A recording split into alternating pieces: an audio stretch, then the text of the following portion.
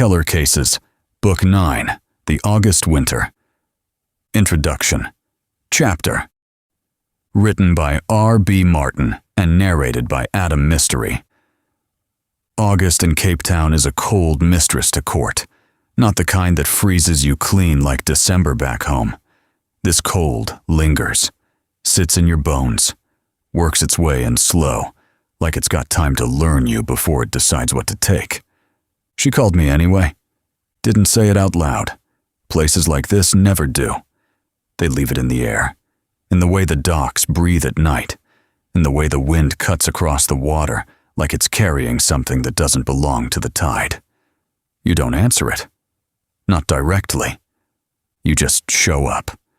Olivia Lopez made that part happen, pulled whatever strings were left to pull after everything that went sideways the last time I was here. Cape Town hadn't forgotten me. Cities like this don't forget anything. They just bury it until it's useful again. Last time ended with Laura Vance catching a bullet meant for something bigger than both of us. That kind of ending doesn't close a door.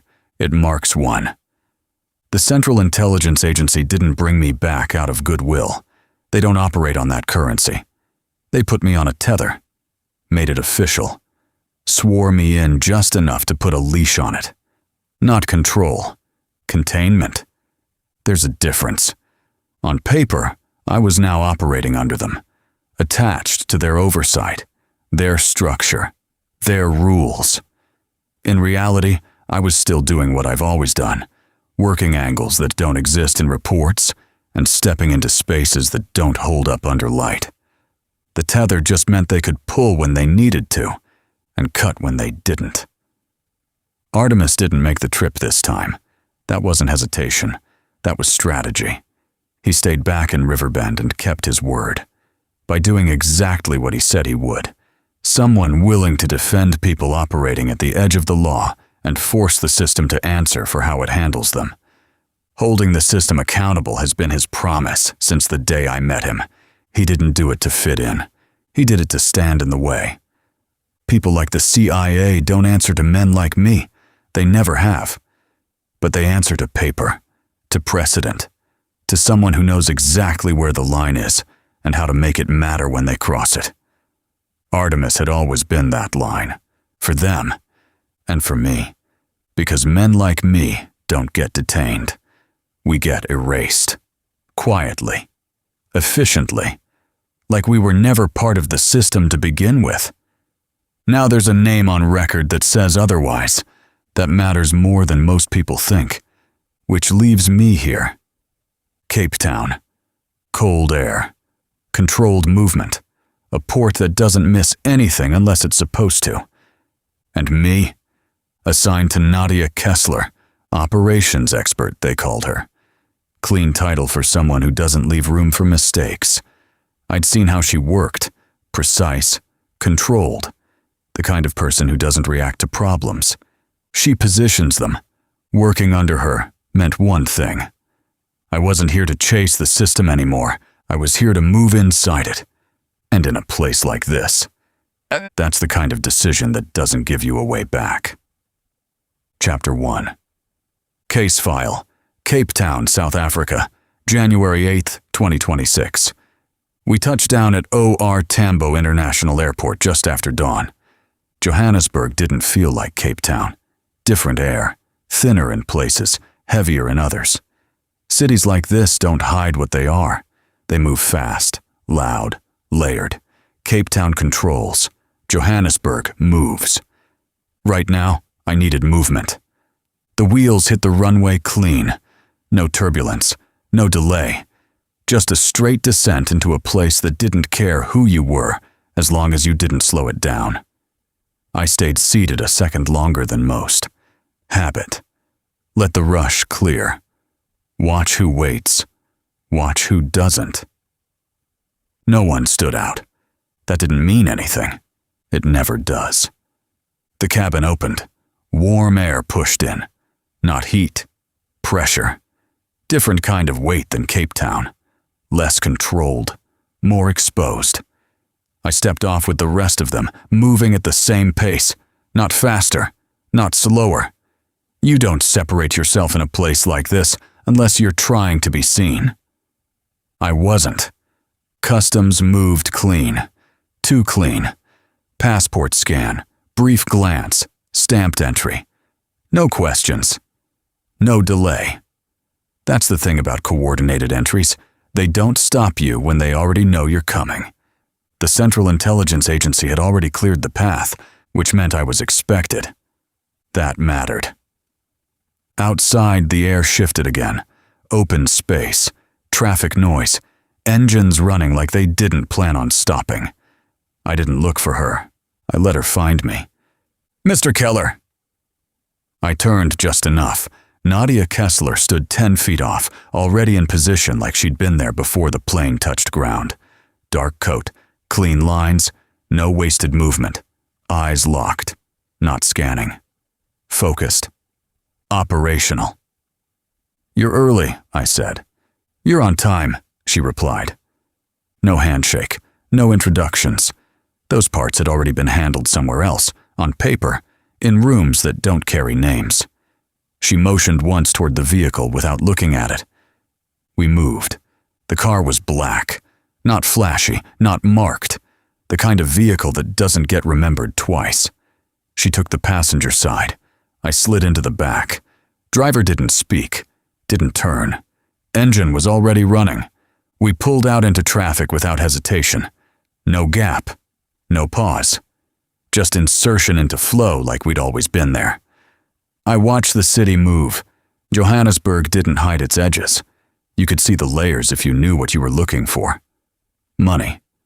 Movement. Pressure points sitting just under the surface. The kind of place where systems don't just exist. They compete. "Cape Town's holding pattern," Kessler said, eyes forward. "Define holding," I replied. "Stability without variance." That wasn't stability. That was switch. "Meridian?" I asked. She didn't answer right away. That was an answer. "We're not naming it yet," she said. I leaned back slightly. "Then what are we doing here?" "Positioning," she said. "Cape Town is the end point. Johannesburg is the intake." That lined up. Movement doesn't start where it ends. It builds upstream. Quiet, distributed. Harder to see until you know where to look. "Containers?" I asked. "Not just containers." That was worse. I watched the traffic tighten as we moved deeper into the city. "Then say it," I said. Kessler turned slightly, just enough to meet my eyes. "People," she said. No emphasis. Didn't need it. I didn't respond right away. Didn't ask the next question. Because I already knew where that line led. Diamonds don't move alone. They never did. "And Cape Town?" I asked. "Exit," she said. Of course it was. The car turned off the main road, cutting through a side route that didn't show up on standard mapping feeds. Fewer cameras, less traffic, more control. That part was intentional. "Your role stays the same," Kessler said. "Observation?" I asked. "For now." There it was again. For now. "You brought me across the world for observation," I said. "No," she replied. "I brought you because you don't stay there."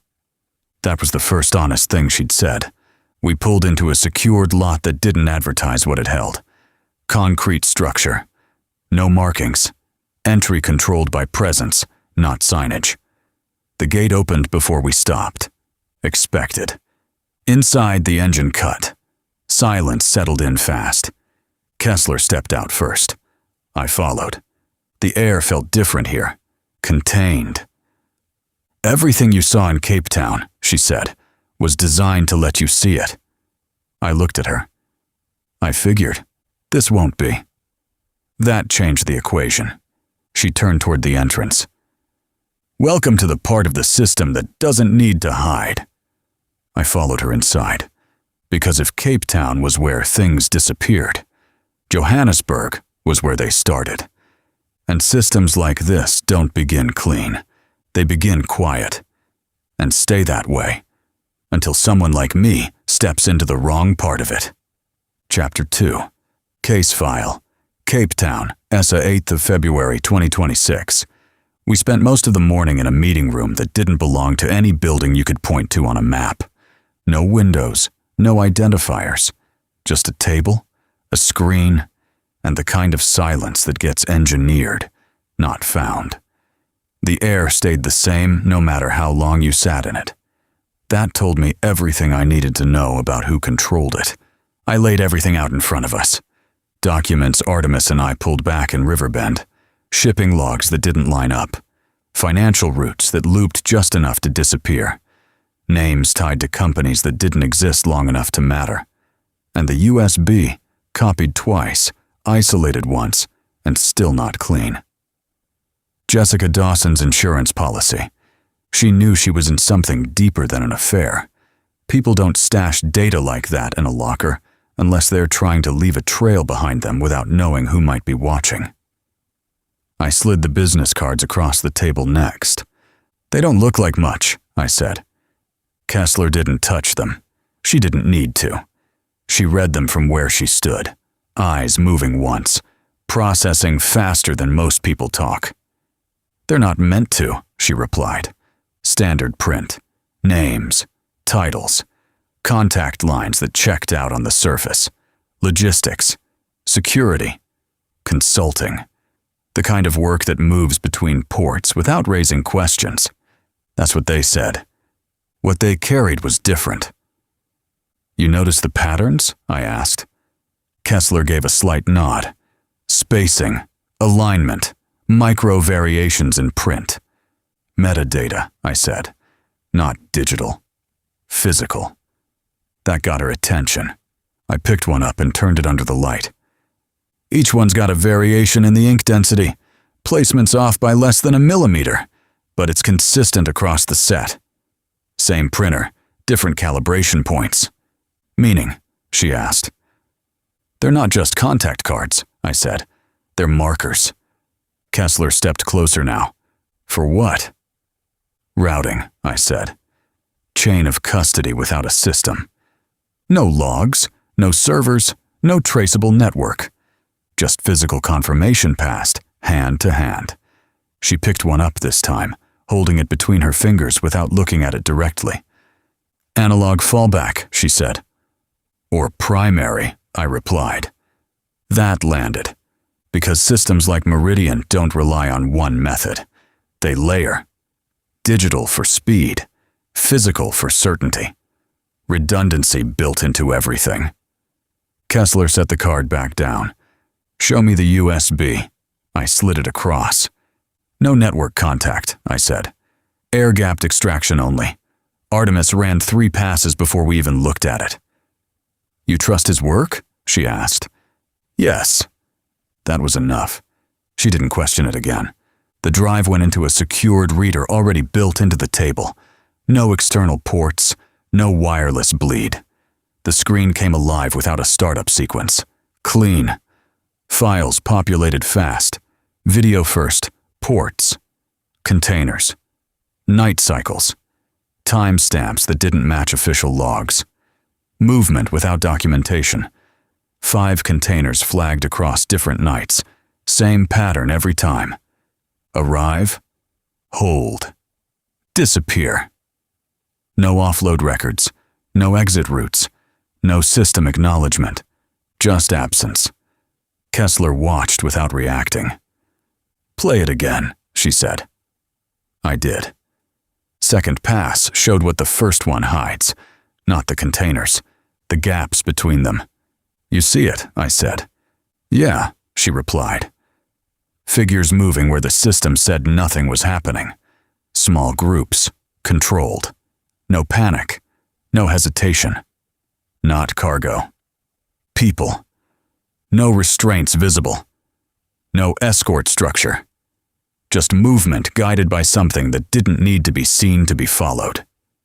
That's not smuggling, Kessler said. No, I replied. That's transfer.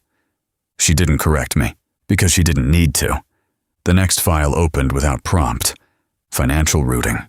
Layered accounts. Offshore splits. Currency conversion that didn't match market behavior. Clean money going in. untouchable money coming out. Diamonds, she said. Untraceable, I added. Portable, she finished. There it was, the missing piece from Riverbend. You don't move people through a system like this without a currency that doesn't exist on paper. Cash gets tracked, wire gets flagged. Diamonds disappear.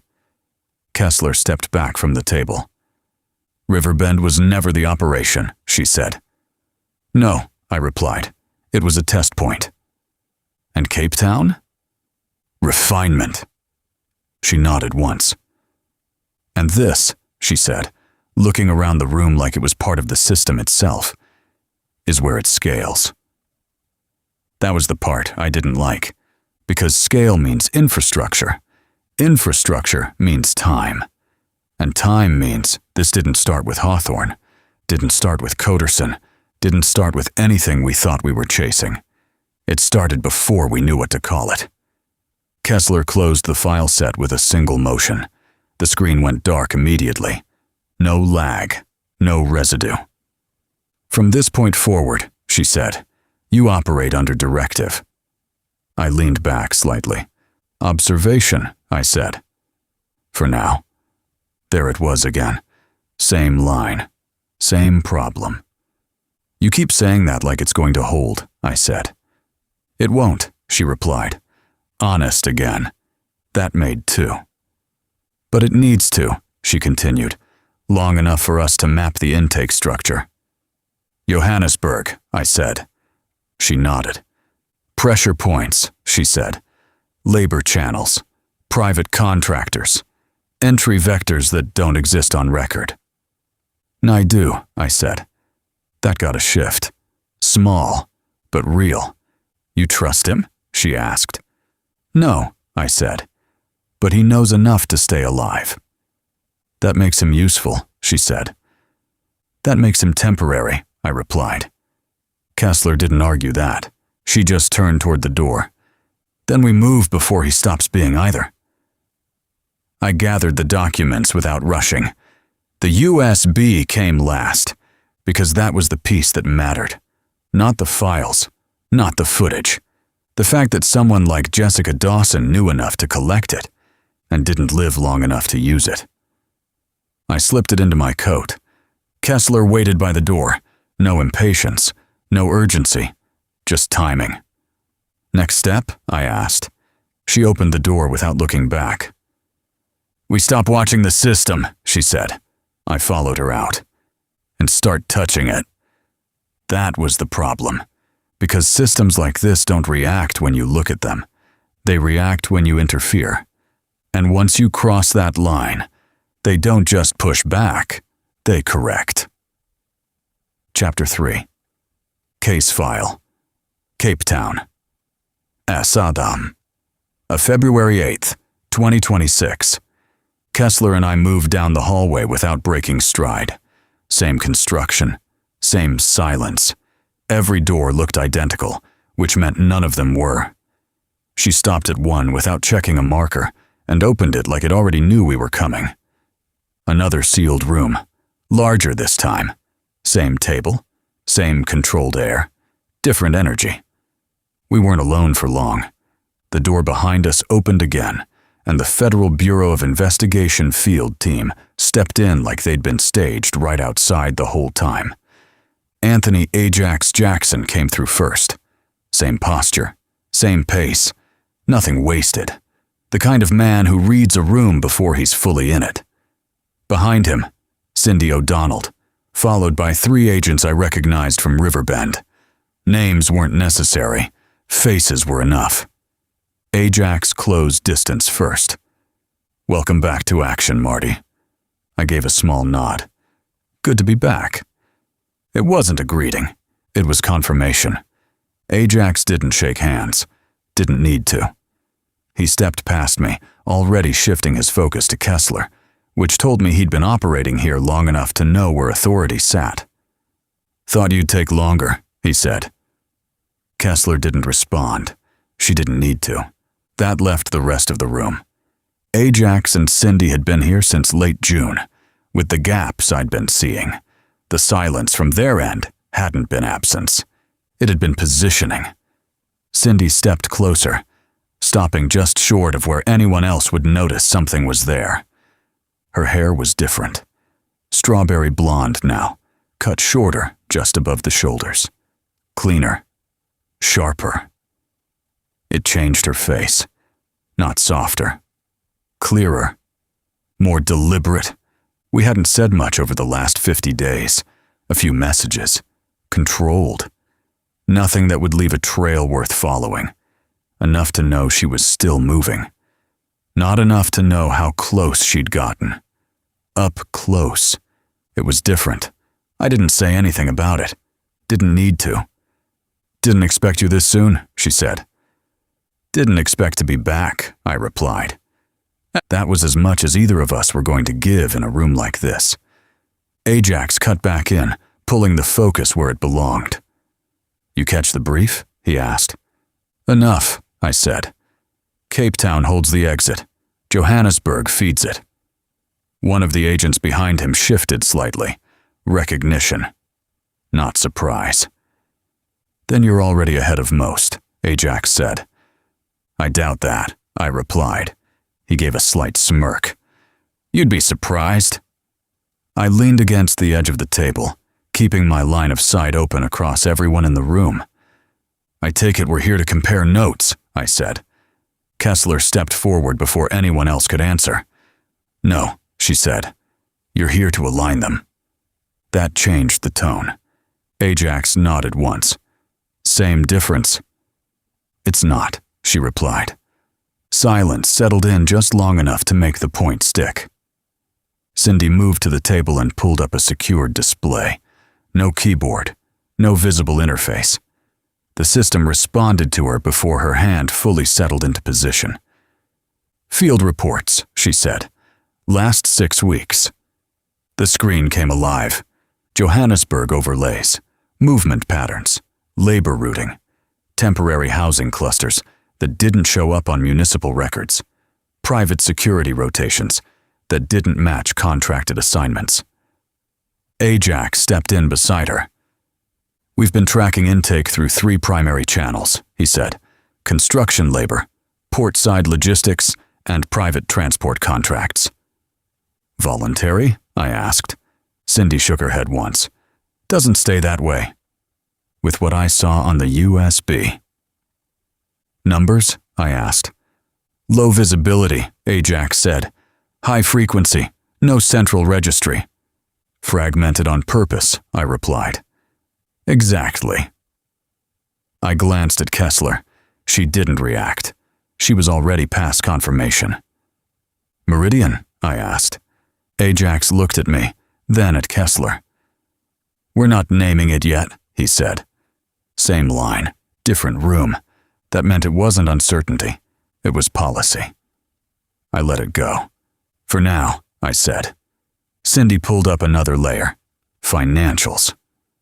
"Currency conversion doesn't match labor output," she said. "Not even close." "Because labor isn't the product," I replied. She looked at me once. That was enough. "Then what is?" one of the agents asked. I didn't answer right away. Didn't need to, because everyone in the room already knew. "They are," Cindy said quietly. No one argued that. The room shifted again. Not louder, not tighter, just clearer. Ajax folded his arms. "Cape Town confirms outbound," he said. "Johannesburg confirms intake."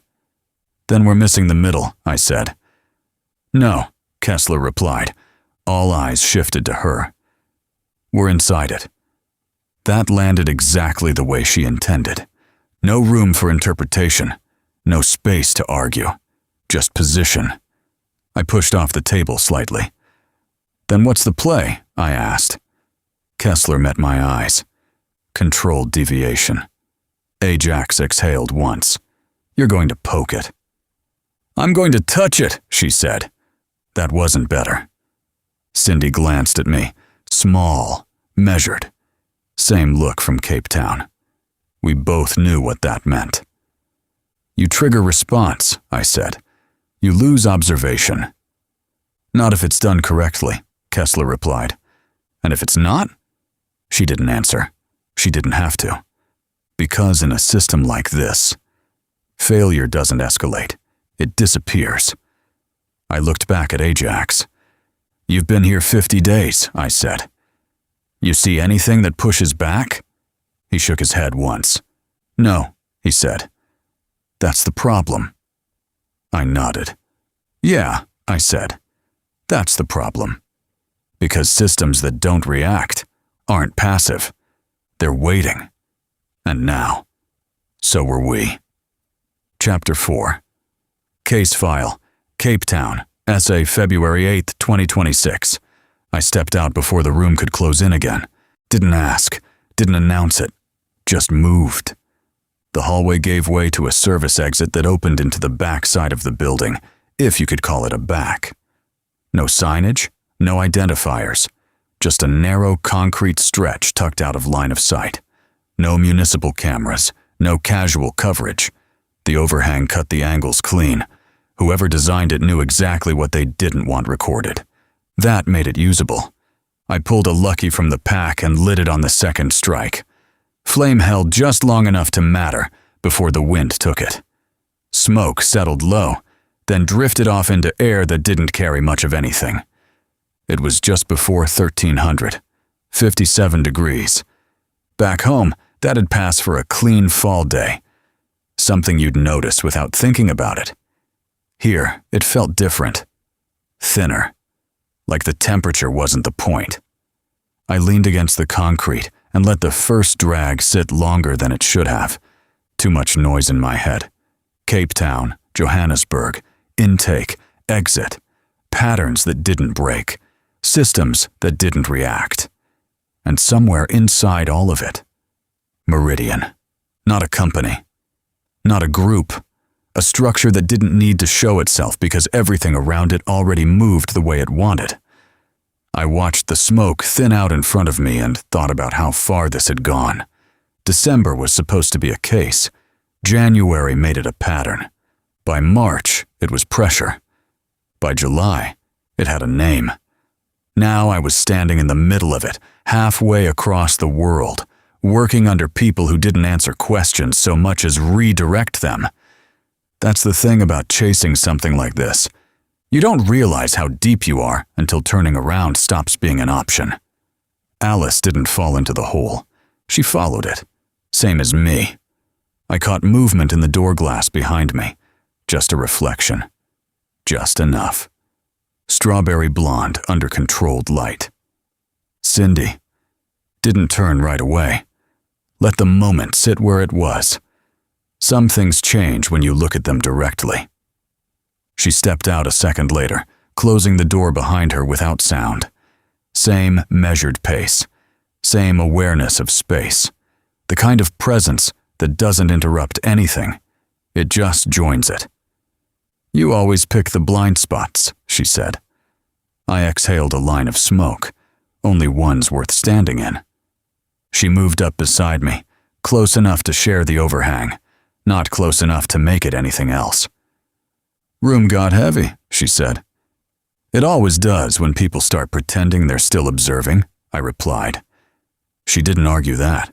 We stood there a second, both looking out at nothing in particular. How long you been back in country? I asked. Long enough, she said. Not long enough to get comfortable. A pause, not empty, just measured. You look different, I said. Hair, she replied. Yeah. Operational shift, she added. Less recognizable. Or more, I said. That got the smallest shift out of her. Still reading too much into things, she said. Not enough, I replied.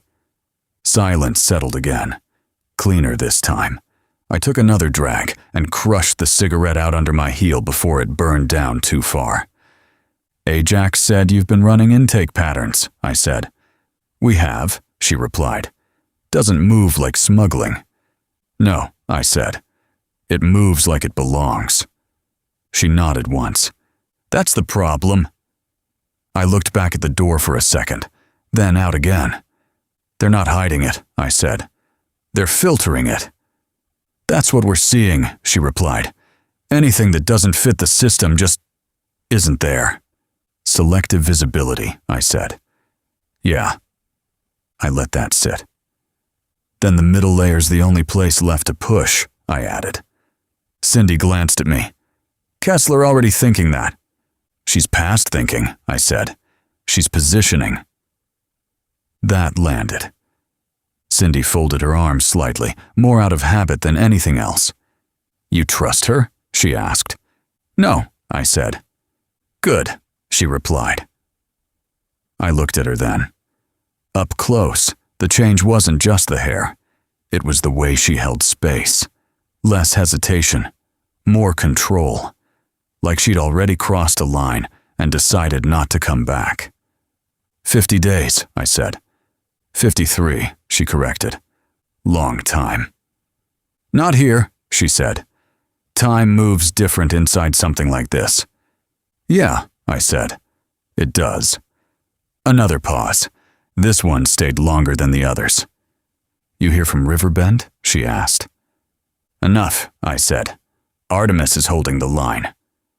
That's a lot of line to hold. He's built for it. She nodded once. I know. We both knew what that meant. I pushed off the wall slightly. They're going to move, I said. Soon. Because of us? She asked. Because we're here, I replied. There's a difference. Cindy looked back toward the door. Then we're already inside the window, she said. Yeah. I reached for another cigarette, then stopped. Left the pack where it was. Didn't need it. Not right now. Let's not make the first move out here, she said. I gave a slight nod. Wouldn't, I replied. We stepped back toward the door together. No rush, no hesitation, just timing. Because whatever Meridian was, it wasn't waiting for us to act, it was waiting for us to step wrong. And once we did, it wouldn't correct us. It would remove us. Chapter 5. Case File. Cape Town, ESSA, February 8th, 2026. We stepped back inside without breaking pace. The room hadn't changed. That was the first thing I noticed. Same positions, same posture. Same quiet tension sitting just under the surface like nobody wanted to be the one to move first. Kessler stood where we left her, eyes on the table, not the people around it. Ajax leaned back slightly, arms folded, reading the room the way he always does, looking for what doesn't line up instead of what does. Cindy moved back to her position like she never left. Clean, controlled, nothing wasted. Kessler didn't acknowledge the break. She didn't need to. The moment we crossed the threshold, the room reset itself around her. Timing window confirmed, she said. No lead-in, no recap, just forward motion. Cindy brought the display back up. Different layer this time. Not static analysis. Live tracking. Not official feeds either. Stitched overlays pulled from sources that didn't carry labels. Labor transfer cluster, Cindy said. South corridor.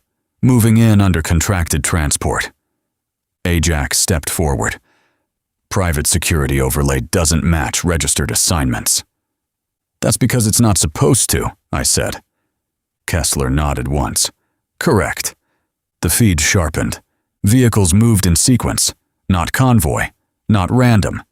Spaced just enough to avoid pattern recognition. 3 vans, 1 lead car, 1 trailing vehicle that stayed far enough back to look unrelated. Controlled movement. Where's it staging? I asked.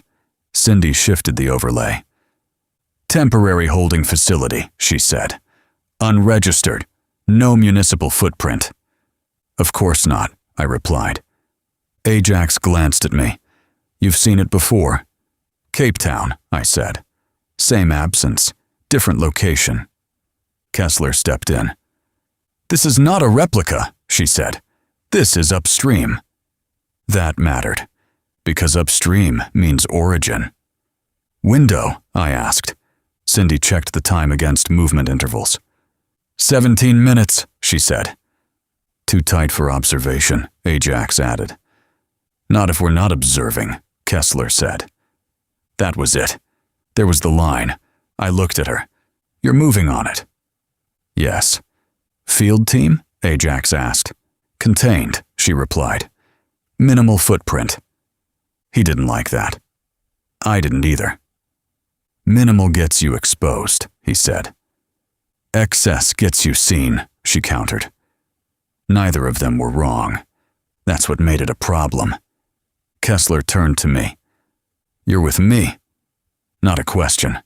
I didn't respond right away. Didn't need to, because we both already knew how this was going to go. Ajax stepped in. "You don't have enough coverage for a live intercept," he said. "I'm not intercepting," she replied. That was worse. "Then what are you doing?" Cindy asked. Kessler held her gaze. "I'm touching the system." Silence hit the room harder than anything else had. No one moved, because we all understood what that meant. Not observation, not mapping. Contact. I pushed off the table. "Then we don't get a second pass," I said. "No," Kessler replied. "We don't." Ajax exhaled once, slow. "Then we control the first one," he said. That was the closest thing to agreement we were going to get. Cindy pulled up a secondary layer.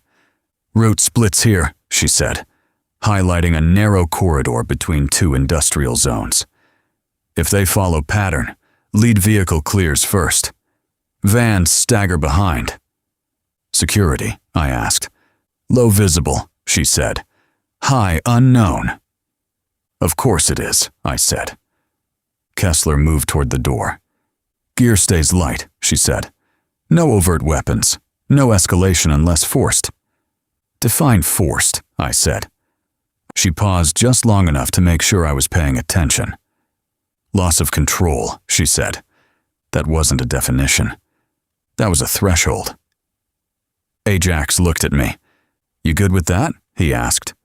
"No," I said. A beat. "But I'm moving anyway." He gave a slight nod. "Figured." Cindy stepped closer. "Stay inside the window," she said. "Always do," I replied. "That's not what I meant." I looked at her. "I know." Kessler opened the door. No countdown. No final briefing. Just movement. We stepped into the hallway and kept going. Behind us, the room stayed intact. Screens active. Data flowing. A controlled environment built to understand something that didn't want to be understood. Ahead was where that understanding stopped mattering. We reached the vehicle without delay. Engine already running. Same driver. Same silence. Kessler took the front seat this time. I slid in beside her. Different position, closer to the decision. The car pulled out fast. No hesitation. No buffer. Insertion again, only this time. We weren't blending, we were entering. Traffic shifted as we moved through it. Not because of us, because of timing. Lights turned just as we reached them. Gaps opened where there shouldn't have been any. I watched it happen, didn't say anything. Kessler noticed. "They're adjusting," I said. "Yes," she replied. Not surprise, confirmation. "They know we're moving," I added. "They know something is," she corrected. That distinction mattered. 17 minutes, she said. Now, 12. I watched the road tighten ahead. "Then we're already late," I said. "No," she replied. A beat. "We're right on time." That was the problem. Because systems like this don't run late. They run exactly when they're supposed to, which meant whatever we were about to step into had already accounted for us and was waiting to see what we'd do next. Chapter 6. Case File. Cape Town, South Africa. February 8th, 2026. Overnight surveillance of shipping ports isn't about watching movement. It's about learning what doesn't move. Cape Town taught me that. Johannesburg confirmed it. We didn't hit the intake point that afternoon. Not directly. Kessler pulled us off before we crossed the last corridor. Didn't explain it. Didn't need to. Timing shifted just enough to matter. That was her tell. We weren't late. We were being placed. So, we adjusted. By nightfall, we were back in Cape Town. Different ground. Same system. The port sat quiet from a distance. Clean lines. Controlled lighting. Containers stacked like nothing inside them mattered. Ships docked with the kind of precision that only comes from routine. Too routine. I stayed off the main line of sight, posted in a blind angle above the secondary loading grid. No official vantage. No marked access. Just elevation, shadow, and enough distance to see patterns without becoming one. Kessler positioned the rest of the team across 3 points. No chatter. No overlap.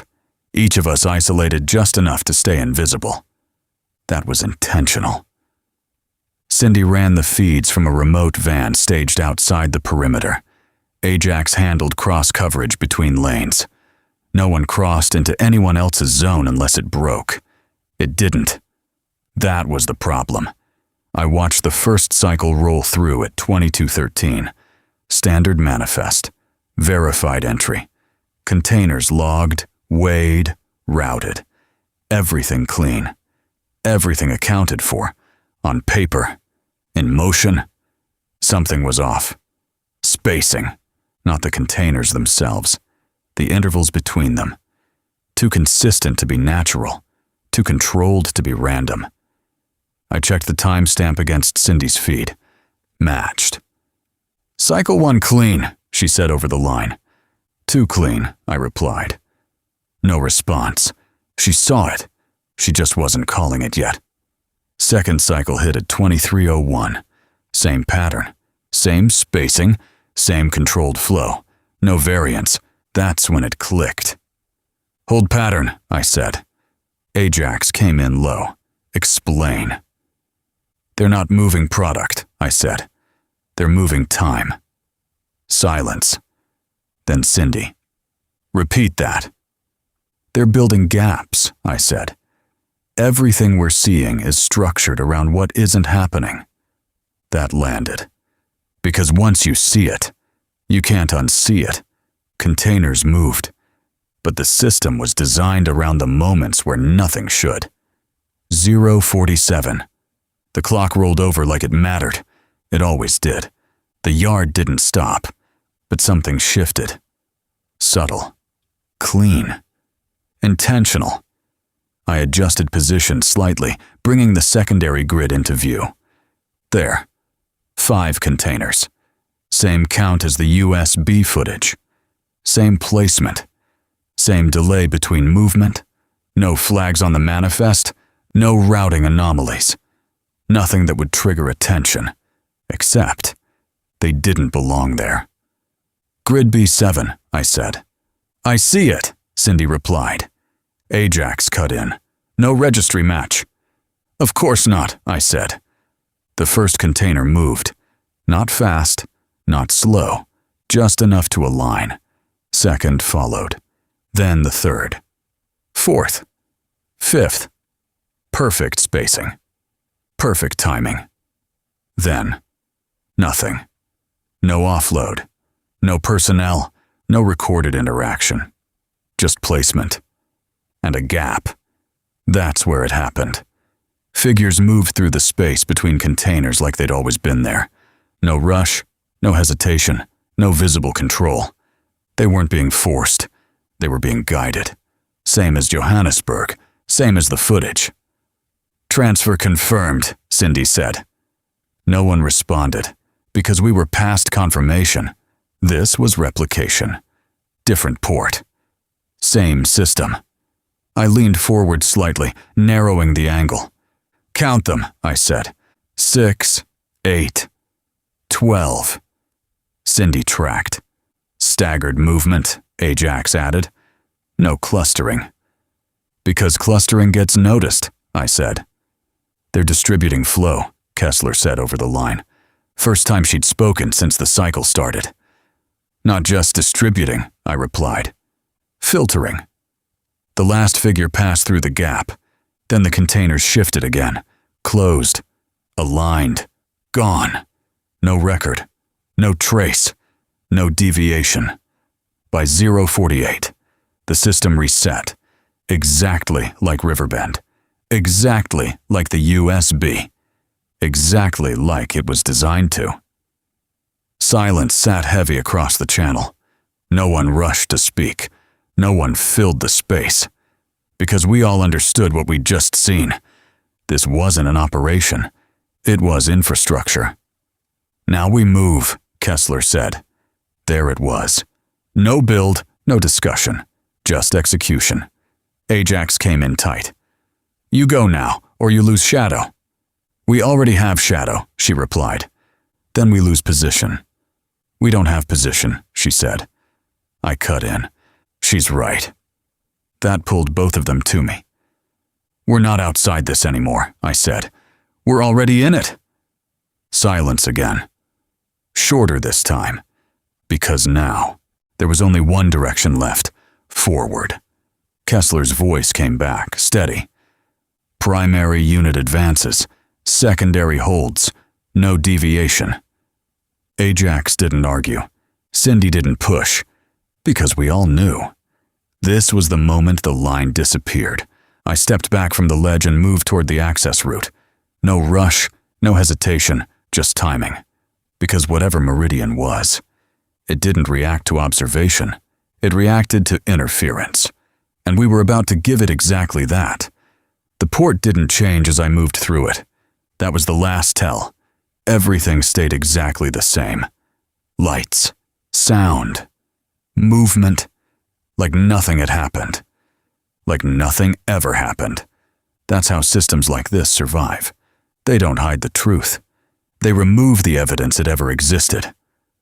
I reached the edge of the grid just as the last container locked into place. Empty space. Closed pattern.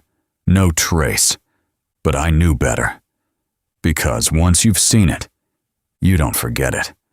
And once you step into it, you don't step back out clean. Behind me, the system reset. In front of me. It was waiting. Chapter 7. Case file.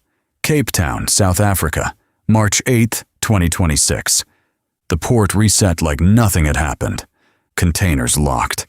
Lights held steady. Manifests updated in systems that didn't show the gap we just watched open and close. If you walked in at 0:49, you'd call it a clean operation. You'd be wrong. I stayed where I was a second longer than I should have, letting the pattern settle. Not the movement, the absence. That's what mattered. That's what stayed with you. My phone buzzed once in my coat. Not the operational line. Personal. That narrowed it down. I didn't reach for it right away.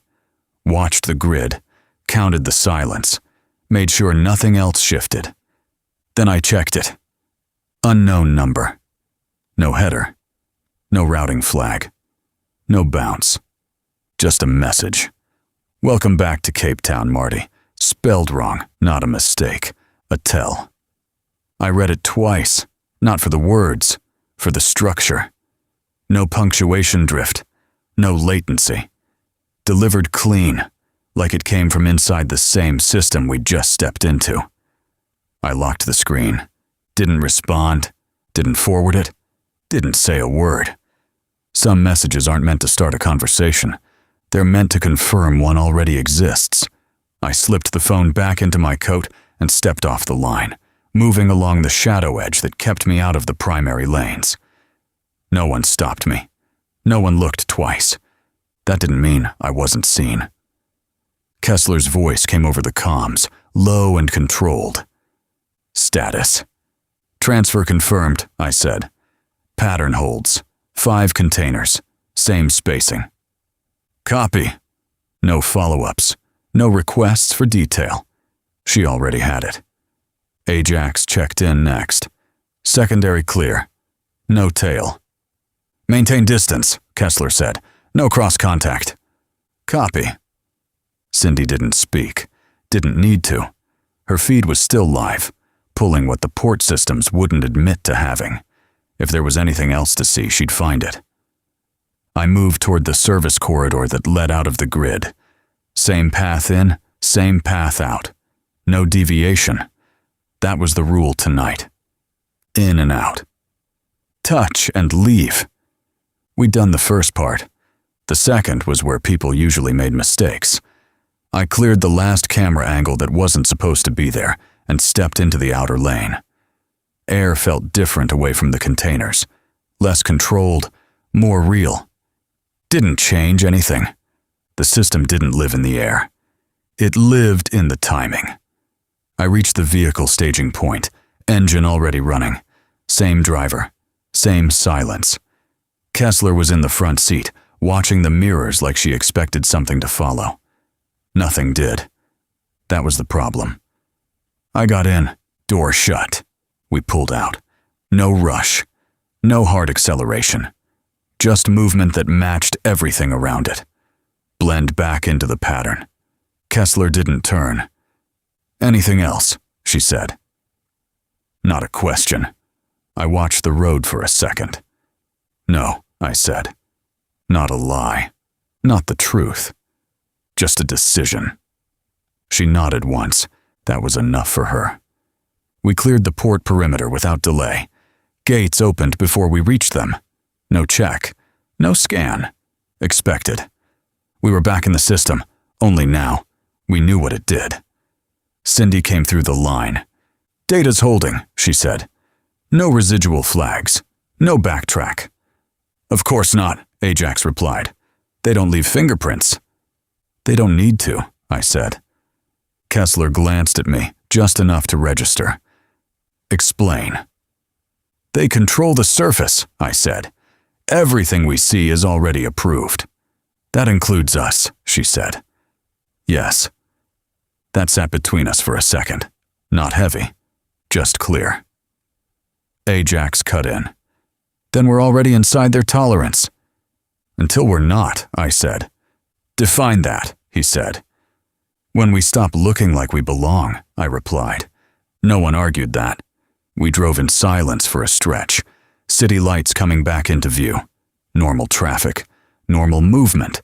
Everything exactly the way it's supposed to look when nothing's wrong. That's how systems like this stay invisible. They don't hide. They normalize. My phone sat quiet in my pocket, but I could still feel it. Not the vibration. The weight. Someone knew I was here. Not just here. Back. That meant the line didn't start tonight. It started before I ever stepped off the plane. Kessler spoke again, eyes still forward. "We moved to Phase 2 in the morning." "Define Phase 2, Ajax said. "Deeper contact," she replied. There it was. No hesitation now. No, for now. Just forward. "Targets?" Cindy asked. "Intake operators," Kessler said.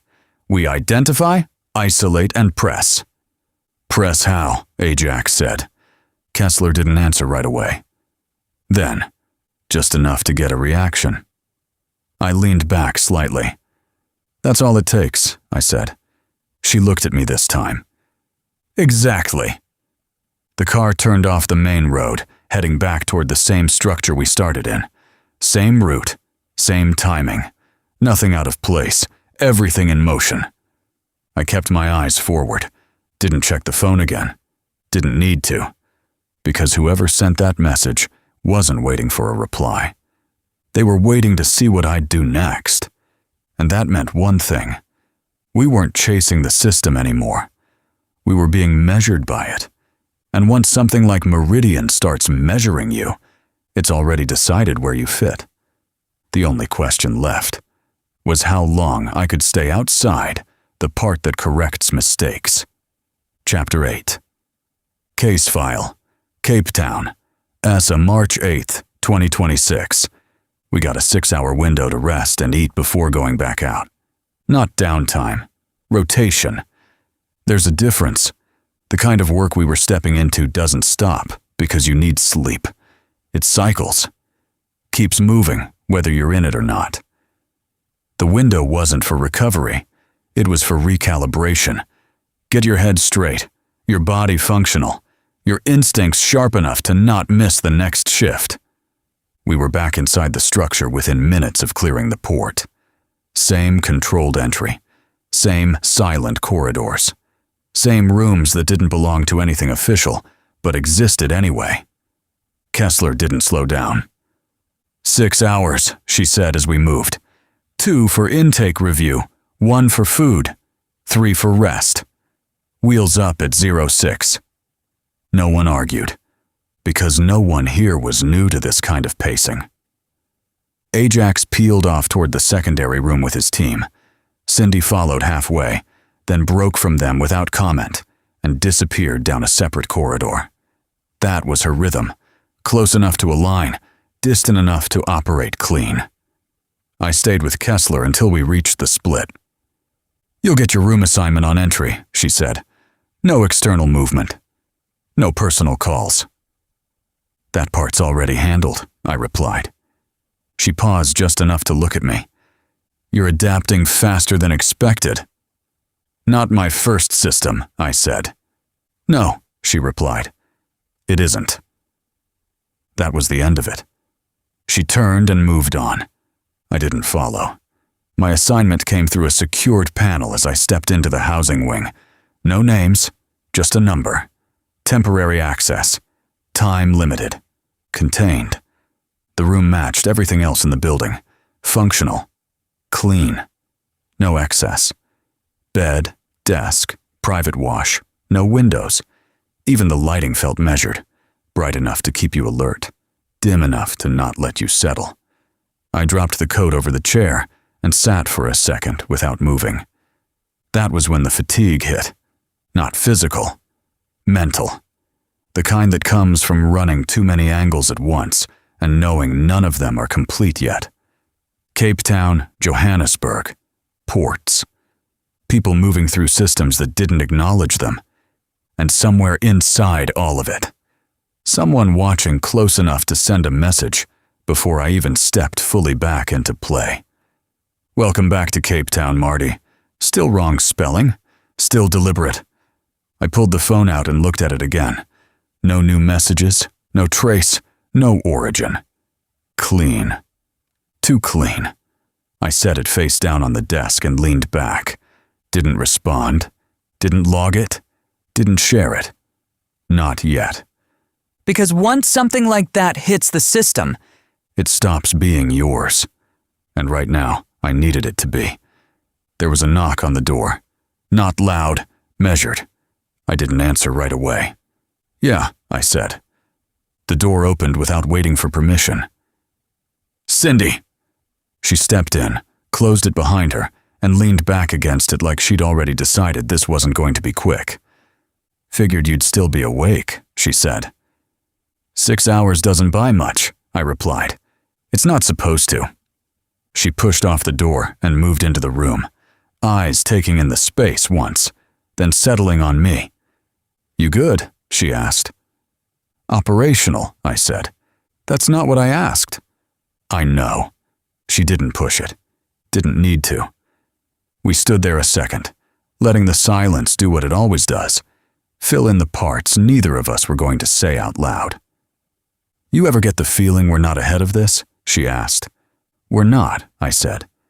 "Yeah," she replied. "I figured." She moved to the desk, glanced at the phone without touching it, then looked back at me.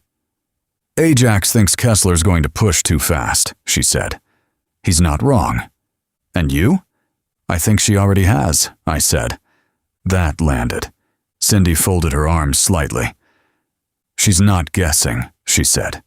"She's moving like she already knows the response." "Then she's either very good," I said, "or already inside something we're still trying to understand." "Or both," Cindy added. That was the one that stuck. I nodded once. "Yeah," I said. "Or both." Another pause. Different this time. Less about the work, more about everything around it. 53 days, she said.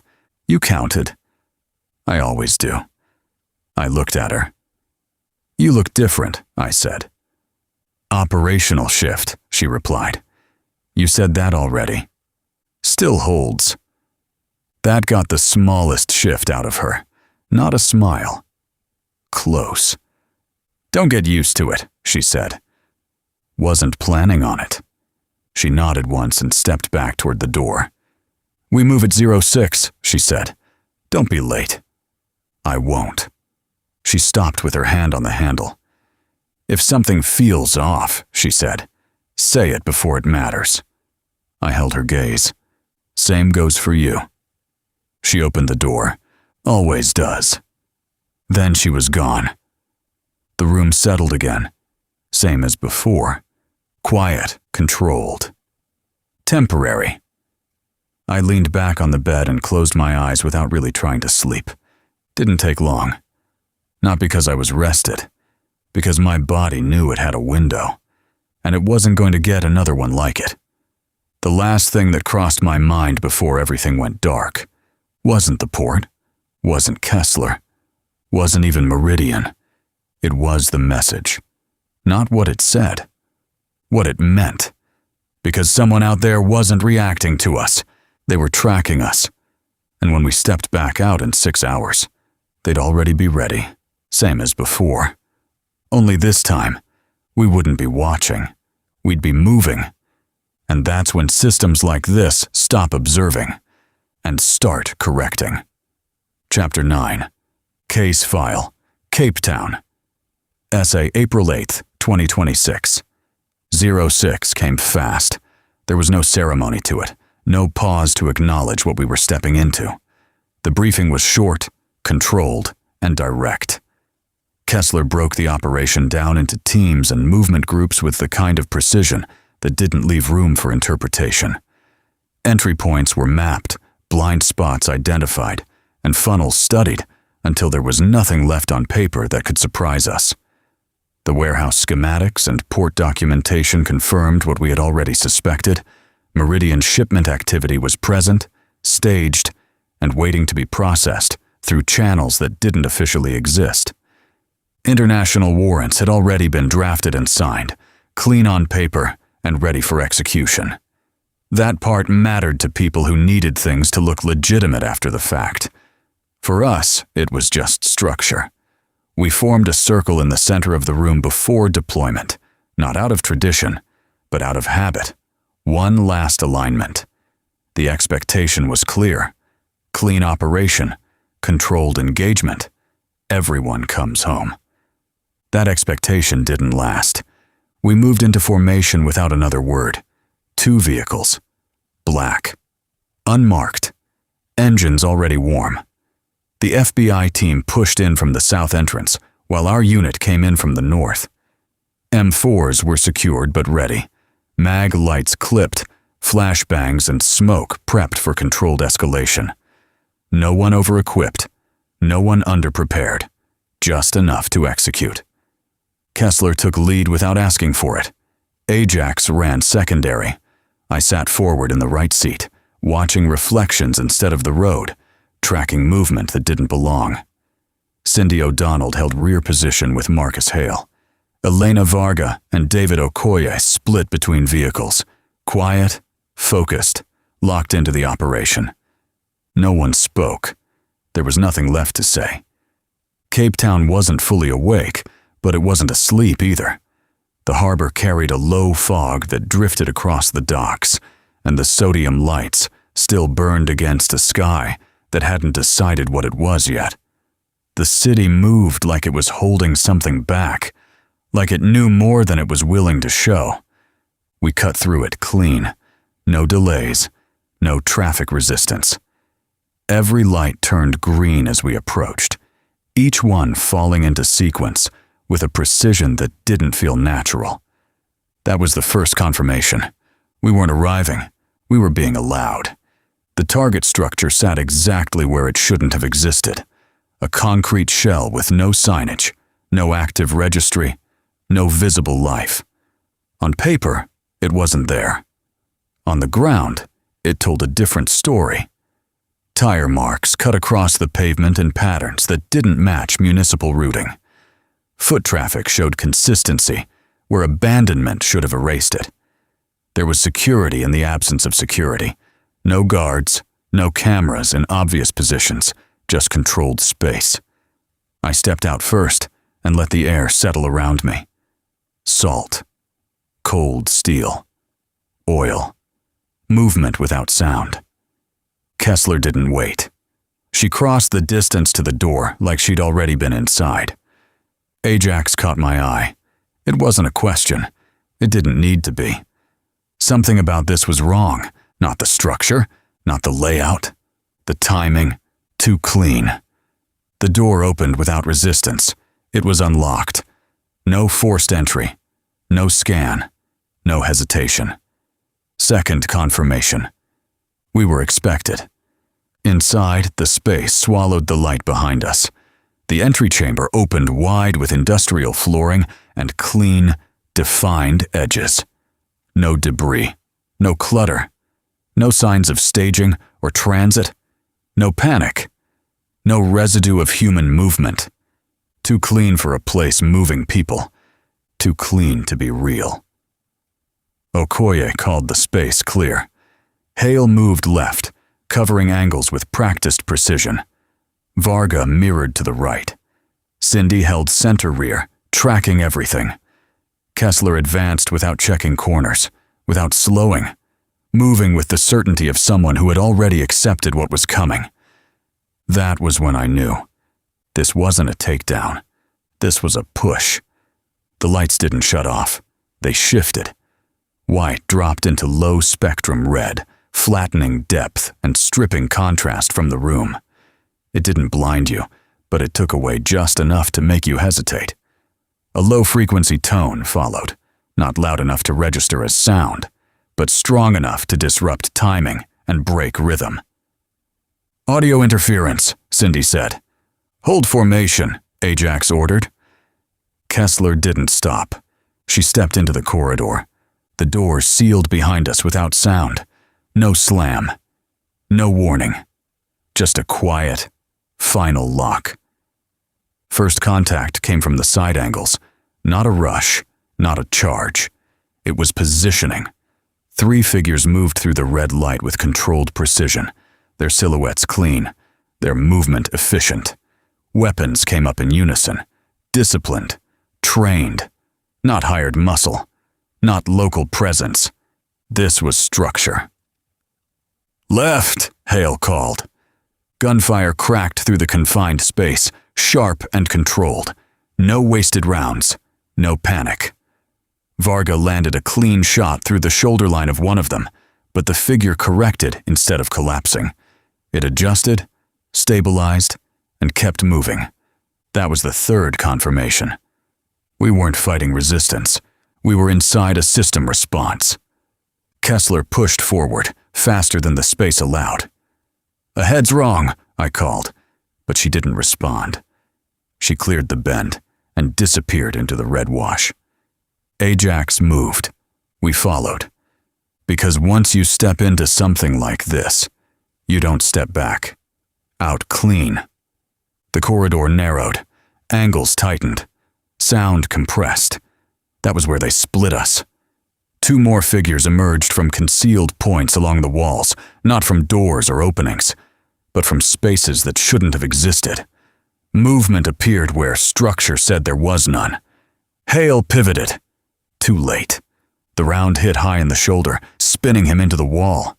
He dropped to a knee, still conscious, weapon up but compromised. Cindy moved immediately, stabilizing him without hesitation. "Stay with me," she yelled out. Okoye covered. Varga adjusted position. Ajax held center. The system continued to move. They weren't trying to eliminate us. They were managing us, controlling movement, breaking formation. "Fall back," Ajax ordered. Kessler didn't. She kept pushing. That was the 4th confirmation. She knew something we didn't, or she was forcing it to reveal itself. The second hit came clean. David Okoye took its center mass. No warning, no hesitation, no miss. He dropped hard and didn't move again. There was no follow-up shot. There didn't need to be. The room changed in that moment. Not louder, not faster, just final. "Break contact," I called. This time it held. Ajax grabbed Hale. Cindy covered. Varga pulled rear angle. I held position just long enough to confirm what mattered. They weren't advancing. They weren't pursuing. They were closing the engagement. We hit the exit corridor fast. No resistance. The doors released the moment we reached them. The lights reset. The sound dropped. The air changed. Just like that. System disengaged. Outside felt wrong. Too normal. Wind off the harbor. Distant traffic. Early morning light pushing through cloud cover like nothing had happened. We loaded fast. No wasted motion. Hale was bleeding but stable. Okoye was left behind. No retrieval window. No time. No second pass. That's the line.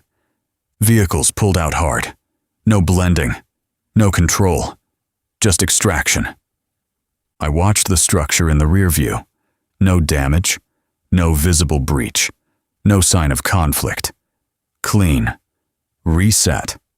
Untouched. Like we had never been there. "That wasn't a takedown," Ajax said, his voice tight. "No," I replied.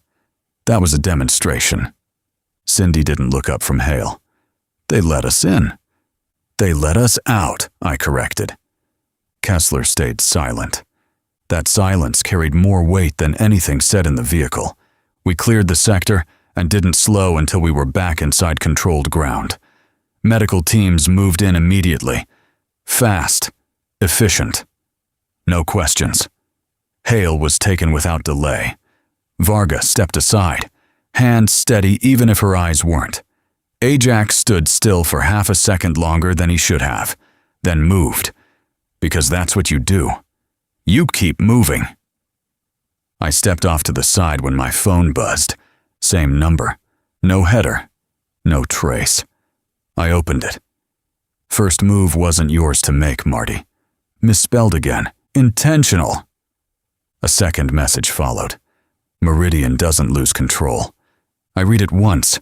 Didn't react. Didn't show it. I locked the phone and slipped it back into my coat.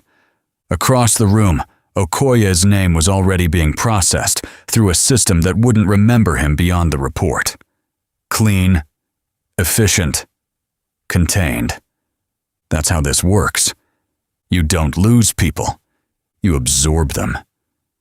I looked back toward the hallway where they had taken him, then back to the room, to Kessler, to Ajax, to Cindy, and to the space between all of it. Because that's where Meridian lives. Not in the movement, not in the people, in the control. And now it had ours. We didn't step into the system. We triggered it, and it answered exactly the way it was designed to. Chapter 10. Case File, Cape Town, South Africa, April 8th, 2026.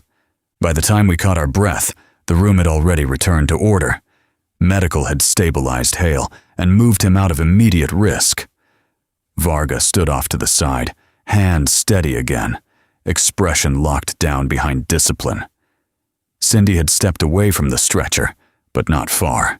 Close enough to move if needed, far enough to see everything. Ajax stood near the operations table, arms folded, posture tight, running the scene back in his head the same way I was. Kessler hadn't moved. She stood where she had been since we got back, eyes forward. Not on any one person, not on the room, just fixed somewhere past it, like the outcome we just walked through was already accounted for. That was when it hit me.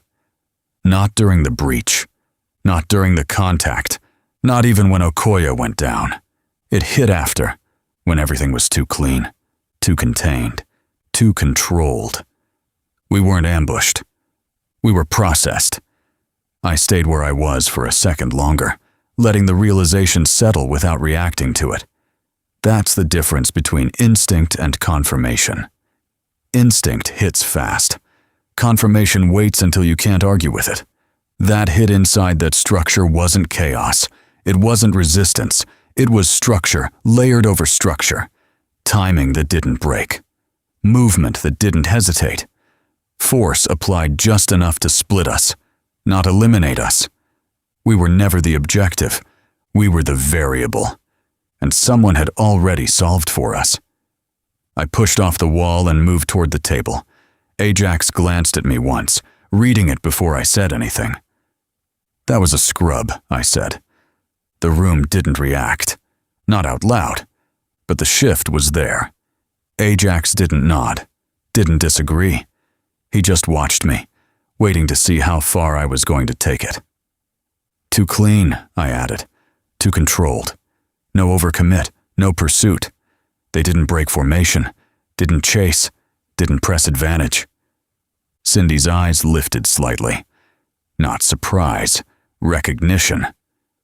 They weren't trying to stop us, she said. No, I replied. They were managing us. Kessler didn't move. That was the problem. I turned to her. That wasn't local, I said. Not port security, not hired muscle. That was trained. Tier 1 trained. Now the room listened. Ajax stepped in slightly. You thinking military? I'm thinking deniable, I said. Blackout ops. No identifiers, no traceable engagement, no footprint left behind. They let us in, controlled the contact, and let us walk.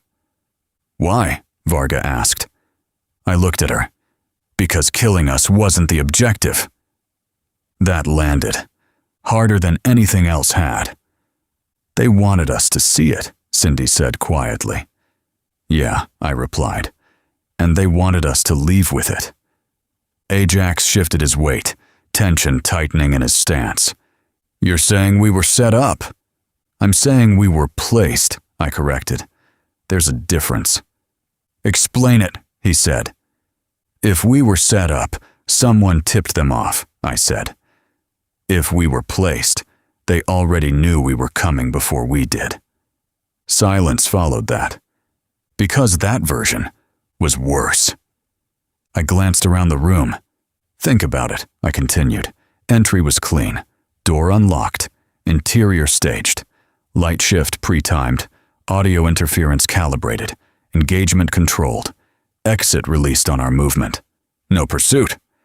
I let that sit. That's not reaction, I said. That's design. Cindy exhaled slowly. Then they knew the op before we ran it. Or they shaped it, I said. Ajax looked toward Kessler. You want to weigh in on that? He asked. She didn't respond right away. That delay. That was new. When she did speak, her voice stayed level. We were operating within expected parameters. That's not what I asked, Ajax said. No, she replied. It isn't. I watched her. Careful now. Because this was where teams break if you push too hard, too fast. We took injuries, I said.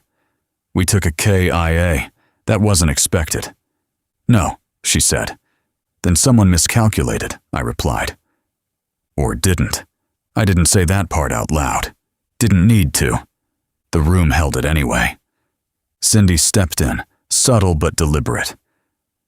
If this was a scrub team, she said, they weren't just trained, they were selected. Agreed, I said. Ajax nodded once. Which means they're not pulling from local resources. No, I replied. That kind of execution comes from somewhere else. Like where? Varga asked.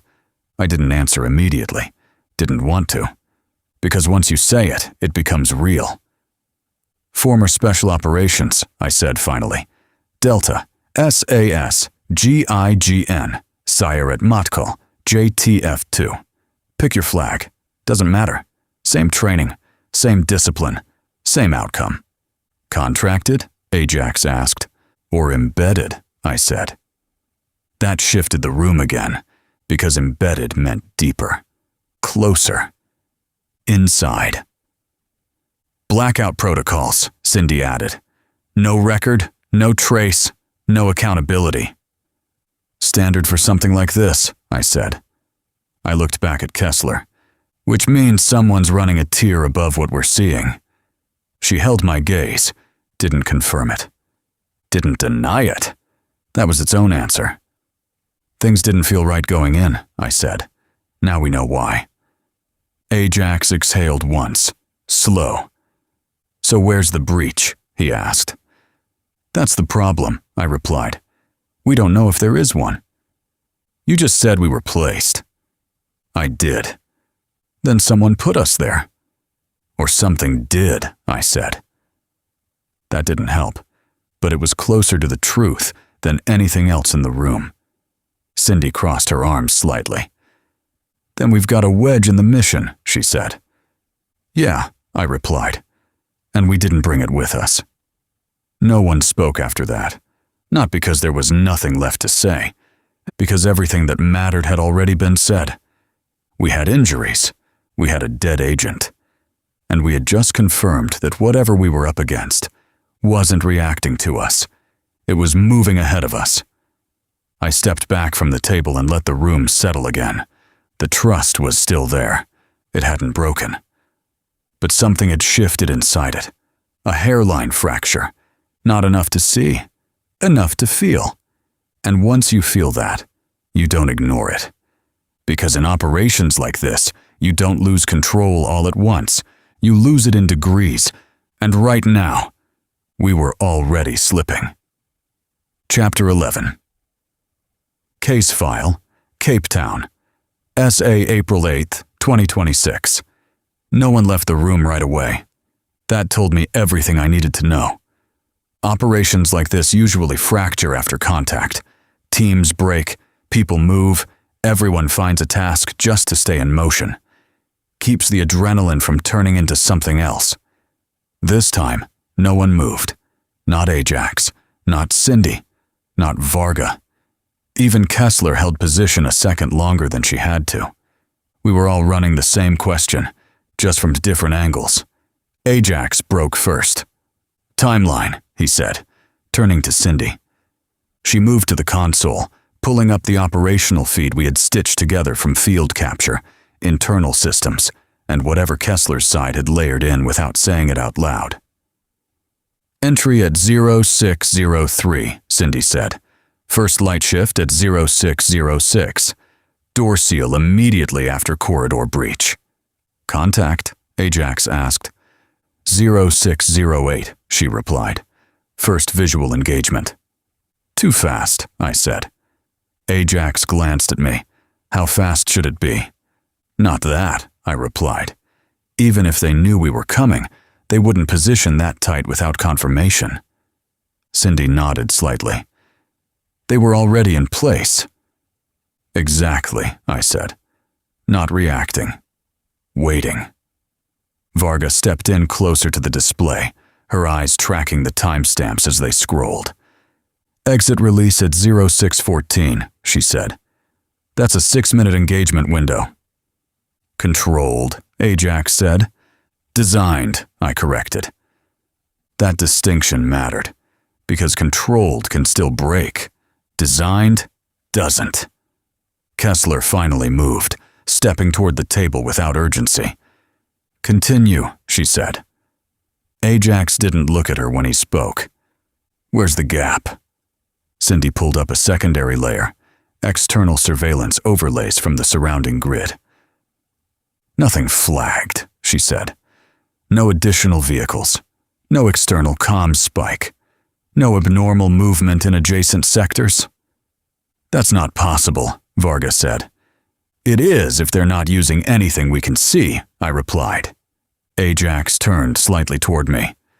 You're still on the scrub team angle. I'm past angle, I said. That was execution, not improvisation. Then they had eyes on us before we rolled, he said. Or they had the op before we did, I replied. Silence settled again. Same tension, different weight. Kessler spoke without raising her voice. There was no internal compromise. It wasn't defensive. It wasn't emotional. It was stated like a fact. Ajax didn't push it directly, but he didn't let it pass either. Then explain the timing, he said. Kessler met his gaze. The system anticipated our movement. That's not an explanation, he replied. It is if you understand the system, she said. I watched that exchange without stepping in. Because this wasn't about right or wrong. This was about control. And control had just shifted. Cindy stepped in before it could turn. We tracked port cycles, she said. We mapped intake routes. We flagged movement patterns. If Meridian is running predictive modeling on those same inputs. They don't need our op, Ajax finished. They just need the pattern, she said. That landed cleaner than anything else. I nodded once. Then we walked into a projected response, I said. Meaning, Varga asked. Meaning they didn't know us, I replied. They knew the move. Ajax exhaled slowly. That's worse. Yeah, I said. It is. Because that meant we weren't compromised. We were predictable. And predictable gets you killed faster than anything else. Kessler didn't react to that. She turned slightly, shifting the room back under her control. Adjustments, she said. Now. There it was. No denial, no defense. Forward. Ajax didn't resist it. He pivoted with her. Operational changes, he said. No mirrored entries. No synchronized approach. Break pattern before we move again. Agreed, Kessler said. Cindy pulled up a new overlay. Then we need to stop thinking in lanes, she said. Everything we've done has been structured. North entry, south entry, controlled timing. They're reading the structure, I said. Then we remove it, she replied. Varga looked between us. And replace it with what? Disruption, I said. Ajax nodded once. That'll get a response. It already does, I replied. That's the point. Kessler stepped in closer now. Controlled disruption, she said. Not chaos. Same difference if it breaks wrong, Ajax said. It won't, she replied. He held her gaze for a second. Then let it go. Not agreement. Acceptance. Different thing. Cindy shifted the display again, bringing up Johannesburg intake clusters alongside Cape Town exit points. If we break pattern here, she said, pointing to the intake side, we force them to rebalance before export. They'll tighten, Varga said.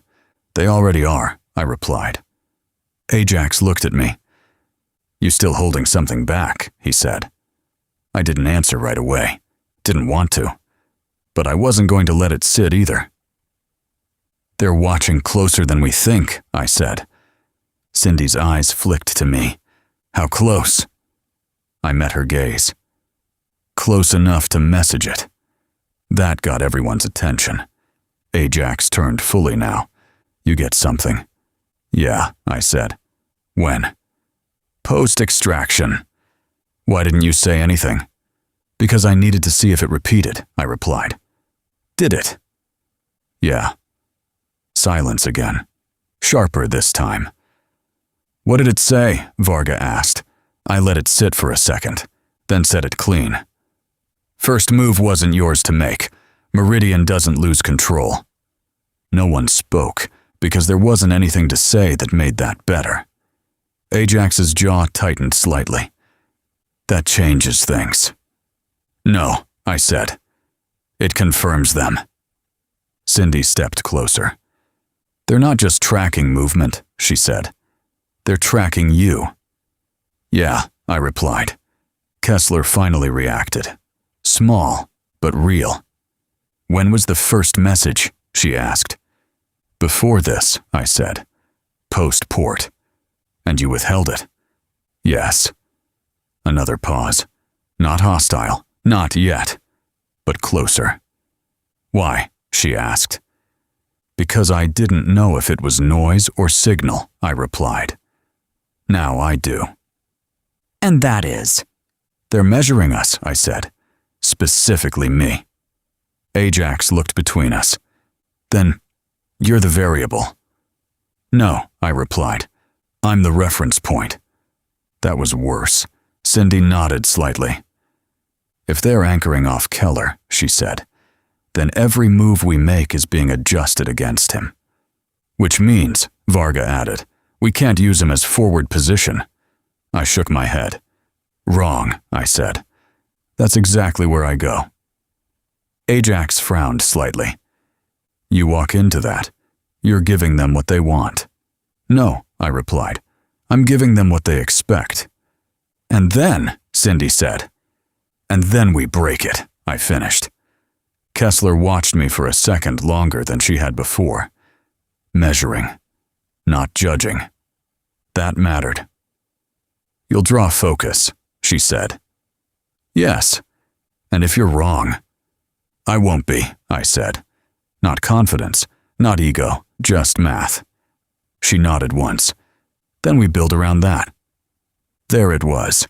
Trust didn't break. It shifted, adjusted, rebalanced. Same as the system we were fighting. Ajax exhaled once. All right, he said. We stop playing inside their pattern. And start forcing our own, Cindy added. No, I said. They looked at me. We don't build a new pattern, I said. We remove it completely. That landed, because that's the only way you beat something built on prediction. You stop being predictable. Kessler turned back to the table. Next phase begins immediately, she said. No delay, no reset. Forward. I stepped back slightly, letting the room move around the plan. The anger was still there. It hadn't burned off. It had settled. Colder, sharper, focused. Because now it wasn't just about Meridian. It was about the fact that they had already decided where we fit inside their system. And I wasn't going to stay in that position long enough for them to be right. Chapter 12. Case File, Cape Town, S. A. The 8th of May, 2026. Sleep came in fragments, not deep, not clean, the kind that shuts your body down just long enough to keep it moving again. No dreams I could hold on to, just weight. Noise fading in and out behind my eyes. By the time I surfaced, it didn't feel like rest. It felt like reset. The room was still dark when I opened my eyes. No window, no sense of time beyond the internal clock that never really turns off. The air hadn't changed. Same controlled temperature. Same silence. The kind of space designed to keep you contained, not comfortable. My phone buzzed once on the table. That was enough to cut through whatever was left of the fatigue. I didn't reach for it right away. I let the sound sit in the room for a second, like it might repeat if I waited long enough. It didn't. I sat up, swung my feet to the floor, and crossed to the desk. The phone was face down where I left it. No notifications on the display. No missed calls. Just that single vibration already burned into the moment. I flipped it over. Unknown number. Same as before. No header. No routing trace. No delay in delivery. Clean. I opened it. So, what do you think of my solution to your takedown, Marty? My scrub team meet your level of apparition? I apologize about the down man. But if a stubbed toe is too much for you, perhaps you should go back home. The spelling was off again. Not careless. Deliberate. Same voice. Same control behind it. No urgency. No emotion. Just tone calibrated to land exactly where it needed to. I read it twice. Not for the words, for the intent. There was no bluff in it. No exaggeration. Whoever sent it wasn't trying to provoke a reaction. They were confirming a position. They had seen the operation before we ran it. They had shaped the response before we stepped inside.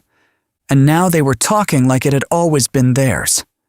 I locked the screen and set the phone back down exactly where it had been. Didn't respond. Didn't forward it. Didn't call it out.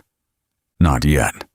Because the moment I pushed that message into the room, it stopped being leverage and started being noise. And right now, I needed to understand what part of this was still mine to control. I leaned both hands against the desk and let the room settle around me. Solution to your takedown. That wasn't phrasing you use unless you're looking at something from above it. Not inside it. Not reacting to it. Above it. Scrub team. That confirmed what we already knew. Not local, not improvised. Selected. Deployed. Pulled back without a trace. Down. Man. No name, no weight behind it. Just acknowledgement. That part hit different. Not because of the loss. Because of how it was dismissed. I straightened up and exhaled slowly, forcing the tension down before it could turn into something that didn't belong in the next move. Anger's easy. Useful for about 5 seconds. After that, it gets you killed. I crossed back to the bed and sat on the edge, running the timeline again in my head. Entry. Shift. Seal. Contact. Split. Exit. Everything inside that structure had been timed to us, not just movement. Decision. That meant whoever was on the other end of that message wasn't just watching patterns. They were reading intent. That narrowed the field. A lot. I picked the phone up again, thumb hovering over the screen without unlocking it. Apparition. Not appearance, not performance. Apparition. Deliberate again. Language like that doesn't come from nowhere. It comes from someone who understands the difference between presence and perception. Someone who knows how to move without being seen, and how to make you think you saw something you didn't. I set the phone back down, because chasing the words wasn't the move. Understanding the position was. They weren't trying to hide from us. They were positioning above us. And now they were comfortable enough to say it out loud. A knock came at the door. Not loud, not rushed. Measured. I didn't answer right away. "Yeah," I said. The door opened a second later. Cindy. She stepped in, closed it behind her, and took in the room in a single pass before her eyes settled on me. "You look like you didn't sleep," she said. "Didn't need to," I replied. "That's not how this works." "It is today." She didn't push it. Didn't need to. Something in my tone already told her enough. "You get anything overnight?" she asked. There it was. I held her gaze for a second, then nodded once. "Yeah." "What?" I didn't answer immediately. Not because I didn't trust her, because I was deciding how much to move into the open. "Same line," I said. "Same source." Her posture shifted slightly. What did it say? I repeated it, word for word. Didn't change anything. Didn't soften it. By the time I finished, the room had tightened just enough to matter. Cindy exhaled once, slow. "They're escalating," she said. "No," I replied. "They're stabilizing." She looked at me. "That's not better." "No," I said. "It's not." She moved closer, stopping just short of the desk. "They're in your head," she said. "They want to be," I replied. "And you're letting them." "No," I said. "I'm listening." That held for a second. "You trust that?" she asked. "I trust the pattern," I said. "And what's it telling you?" "That we're not ahead," I replied. "We're not even. We're being adjusted against." Cindy folded her arms slightly. "Then we adjust back." "Not yet," I said. "Why?" "Because they're waiting for that," I replied. Silence. Then. "What's the move?" I looked at the phone one more time before picking it up and sliding it into my coat. "We don't answer them," I said. "That's not a move." "It is if they're expecting one," I replied. She nodded once. "You're going to take that to Kessler?" "Yeah." "And Ajax?" "Yeah." "And when they ask why you held it?" "I'll tell them the truth," I said. "Which is?" "That I needed to know if this was a voice," I replied. "Or a position." She studied me for a second. "And now?" "Now I know." She didn't ask what the answer was. She already had it. Because the room felt different. The mission felt different. Everything we were doing now had weight behind it that wasn't there before. "All right," she said. "Then let's go tell them." I moved toward the door with her, not rushing, not slowing, just timing it the same way everything else had been. Because whoever was on the other end of that message wasn't just talking. They were shaping, and the longer we stayed inside that shape, the harder it was going to be to break out of it. Chapter 13. Case File, Cape Town, SA, the 8th of May, 2026. We stepped into the hallway without saying anything else. Same structure. Same controlled silence. The kind of place that doesn't echo, doesn't carry sound further than it needs to. Every step felt measured whether you wanted it to or not. Lights held steady overhead, clean and consistent, like nothing in this building was allowed to drift. Cindy walked beside me, not ahead, not behind. Pace matched without effort. That part hadn't changed. What had? Sat just under the surface. I let a few seconds pass before saying anything, not because I didn't know what I was going to ask, because timing matters. Questions land differently depending on when you put them out there. "We've been circling something," I said. She glanced at me once. "We've been circling a lot." "Not this," I replied. That got her attention. We hit the first turn in the corridor, cameras positioned where they were supposed to be, angles clean, coverage overlapping just enough to eliminate blind spots on paper. On paper. "You're going to say it," she said. "Yeah."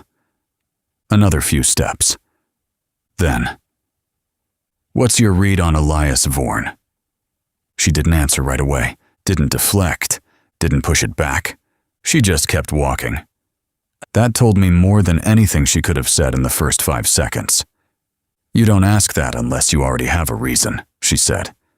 "I do," I replied. "And you didn't bring it up in the room." "No." "Why?" "Because I didn't want to watch the reaction," I said. That landed. We passed another junction. Same lighting. Same silence. No movement outside of us. Cindy exhaled slowly. Not frustration. Not hesitation. Calibration. "Elias Vorn doesn't show up in places like this by accident," she said. "Agreed." "He's not Field," she continued. "Not the way Ajax is. Not the way Kessler runs ops." "I know." "He's oversight," she said. "But not official oversight. He sits above structure without being tied to it." "That's the part I don't like," I replied. She nodded once. "Yeah," she said. "Same." We walked another few steps. "You've seen his file," she added. "Parts of it." "Then you know it doesn't line up." "No," I said.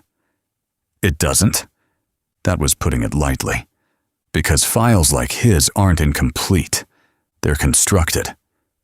"His background clears," Cindy said. "Every agency touchpoint checks out. Assignments, rotations, embedded operations. All of it reads clean." "Too clean," I replied. "Exactly." That word hung between us. We reached a wider section of the corridor where the space opened slightly, before narrowing again toward the operations wing. "You think he's Meridian," she said. Not a question. A placement. "I think he understands it," I replied. "That's not the same thing." "No," I said. "It's not." Silence followed that. Heavier this time. "Then what are you saying?" she asked. I didn't answer immediately, because saying it wrong matters more than not saying it at all. "I'm saying," I started, "we just walked into a scrub team that operated above anything we've seen on record." "Agreed." "I'm saying they knew our movement before we ran it." "Also agreed." "I'm saying I'm getting messages from someone who's not just watching the system, but shaping it." She looked at me. "I'm listening." "I'm saying," I finished, "Vorn hasn't reacted to any of that." That landed. Clean. Cindy slowed half a step without meaning to. "Yeah," she said quietly. "He hasn't." And people at his level react, I added. Even if it's controlled, even if it's quiet. They adjust, they reposition, they show something. He hasn't, she repeated. No. We reached the final corridor leading toward Ajax and Kessler. Could be discipline, she said. Could be, I replied. Could be compartmentalization. Could be. She stopped just short of the door, turned slightly toward me. Or, she said. There it was. I met her eyes.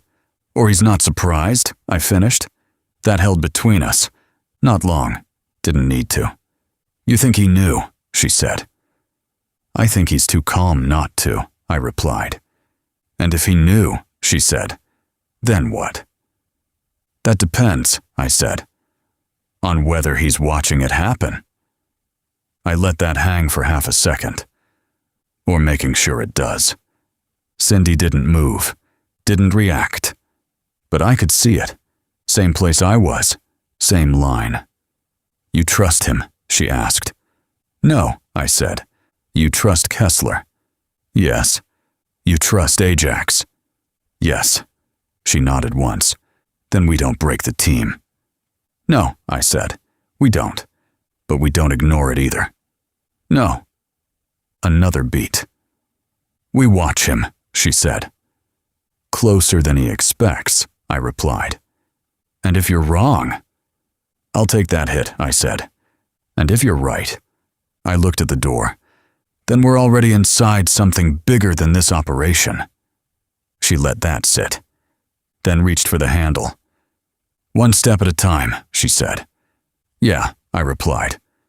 She opened the door. We stepped back into the room, and whatever was waiting inside it was already moving. We just hadn't seen it yet. Chapter 14. Case File, Cape Town, SA, the 8th of May, 2026. The room settled when we walked in. Not silent, not tense in a way anyone would call out, just aware. Everyone was already in position. Ajax at the table, Varga off his right, Cindy moving back to the console, Kessler standing where she always did when she was running the room without saying it. No wasted motion. No one asked why we were back. They were waiting for the reason. I didn't take a seat, didn't drop the coat, just stepped in far enough to be seen and stopped where the light hit clean. I've been holding something, I said. That was enough to shift the room. Ajax's eyes came up first. Not surprised, not pleased either. Just tracking. Kessler didn't move. Since when? He asked. Post-port, I replied. Confirmed after extraction. Cindy didn't look at me. She didn't need to. She already knew what was coming. Let's hear it, Ajax said. I pulled the phone from my coat, unlocked it, and set it down on the table without sliding it across. Close enough for everyone to see. Not close enough to hand it over. Control of information matters. So does how you release it. Unknown number, I said. No header. No traceable route. Clean delivery both times. Both times, Varga repeated. Yeah. I brought the first message up. Came in after we cleared the port. I didn't paraphrase it. Didn't clean it up, just read it. Welcome back to Cape Town, Marty. I let that sit. No one spoke. Spelling's consistent, I added. Wrong on purpose. Ajax leaned forward slightly. Second, he said. I pulled it up. Post-extraction, I said. Then read it clean. First move wasn't yours to make, Marty. Meridian doesn't lose control. That one landed heavier. You could feel it. Not in the words, in the certainty behind them. Cindy shifted her weight at the console, pulling up a mirrored display feed so the messages reflected on the screen behind us. No edits, no overlays, just text. Kessler finally stepped closer. Continue, she said. I nodded once and brought up the third. This one hit when I woke up. I didn't look at the screen this time. Didn't need to. I knew it.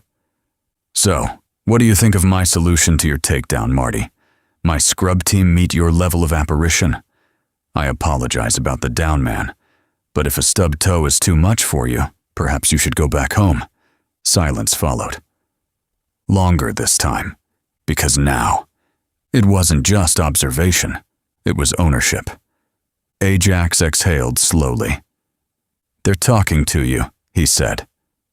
"No," I replied. "They're talking through me." That pulled his eyes back up. "Explain." "They're not trying to provoke a response," I said. "They're confirming position. They're establishing control of the narrative." "By mocking the op," Varga said. "By defining it," I corrected. Cindy spoke from behind the screen. "They reference the takedown as theirs," she said. "Not ours." "Exactly," I replied. "Solution to your takedown."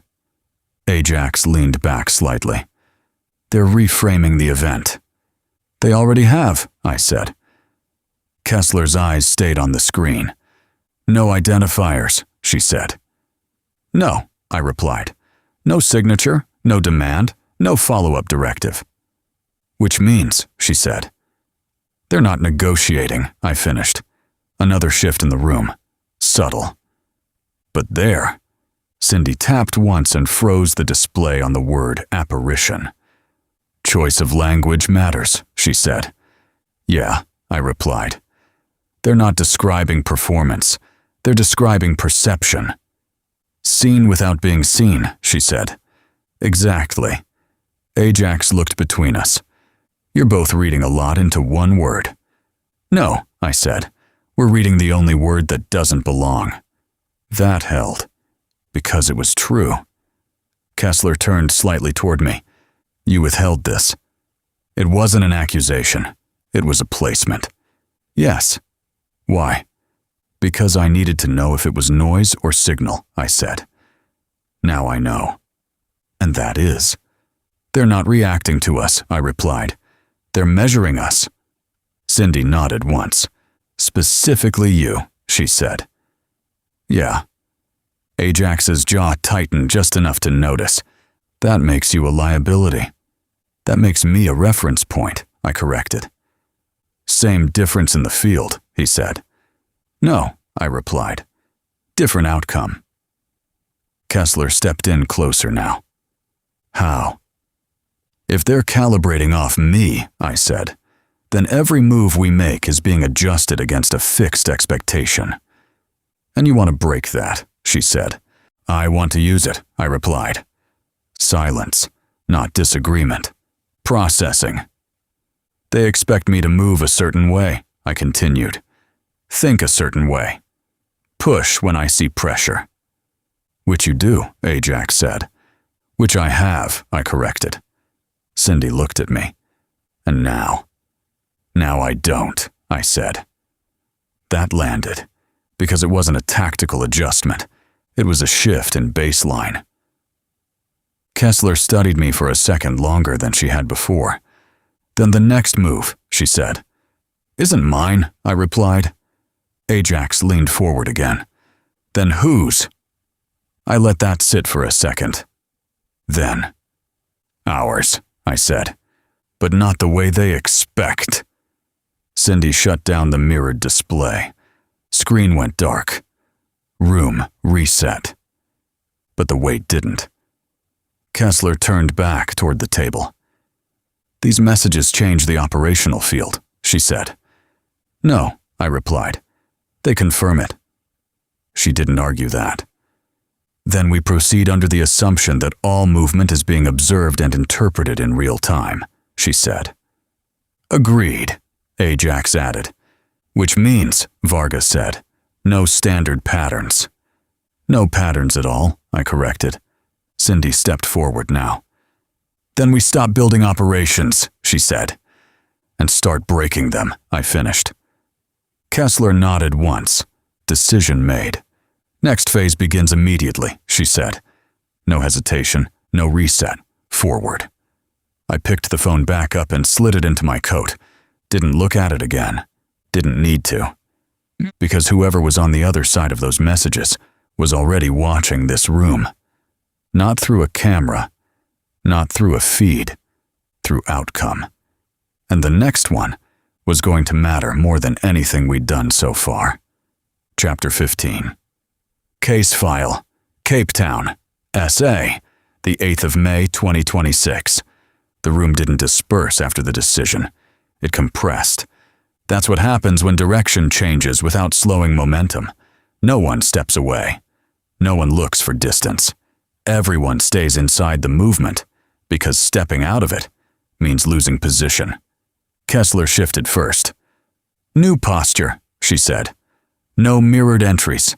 No synchronized timing. We remove pattern, and we remove predictability. Ajax nodded once. Decoupled teams. Independent vectors. No shared clock. Agreed, Cindy said, already pulling a fresh grid onto the display. We break alignment across intake and exit. Force them to reconcile in real time. Varga stepped closer. And when they do, we watch where it strains, I said. All eyes came to me. Not the movement, I continued. The correction. That's where they expose themselves. Ajax folded his arms. You're still assuming they have to correct. They do, I replied. Every system does, even one like this. Kessler didn't challenge it. Then we create multiple points of pressure, she said. Low signature. No direct engagement unless necessary. Necessary meaning, Ajax said. Loss of control, she replied. Same threshold. Same problem. I stepped forward, placing both hands on the table without leaning into it. If we're doing this right, I said, we don't give them a clean engagement again. Cindy glanced at me. You're talking about denial. I'm talking about forcing them to move without seeing the full board, I replied. They already see more than we do, Varga said. Then we stop showing them everything, I said. That landed, because it cut through the structure we'd been relying on. Ajax looked at Kessler. He's proposing fragmentation. I'm proposing uncertainty, I said. Same thing if it breaks wrong, Ajax replied. Everything breaks wrong if you run it long enough, I said. The question is, who breaks first? Kessler made the call. We don't fragment, she said. We layer. That pulled the room back under control. Primary team runs visible disruption, she continued. Secondary team runs shadow observation. No cross-communication beyond critical. Ajax nodded. I'll take primary. Cindy runs secondary, Kessler said. Cindy didn't hesitate. Understood. Kessler turned to me. You don't sit in either. That wasn't a suggestion. Then where do I sit? I asked. You don't, she replied. You move. There it was, the pivot. Ajax looked between us. You're putting him off grid. I'm removing him from their model, Kessler said. I shook my head slightly. They're already modeling that, I said. If I disappear, that becomes the pattern. Then you don't disappear, she replied. Then what? She held my gaze. You misalign. That was different. How far? I asked. Enough to break expectation, she said. Not enough to lose contact, Cindy added. Ajax exhaled once. You're threading a needle. Kessler didn't respond. She didn't need to. That's exactly what it was. I straightened, letting the angle settle in my head. They're tracking me as a reference point, I said. Then I give them a false one. Not false, Kessler said. Unstable.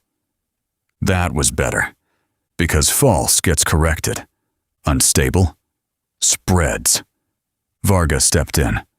What's the objective? Find the handler, I said. Silence followed that, because that was the first time it had been said clean. Not the system, I continued. Not the routes, not the ports, the voice. Cindy nodded slowly. The one sending the messages. Yeah, I said. The one shaping the response. Ajax looked at me. You think they're close. I think they're closer than they should be, I replied. Kessler turned back to the table. Then we pivot to human intelligence, she said. Not structural. That narrows it, Cindy added. It sharpens it, I corrected. Ajax uncrossed his arms.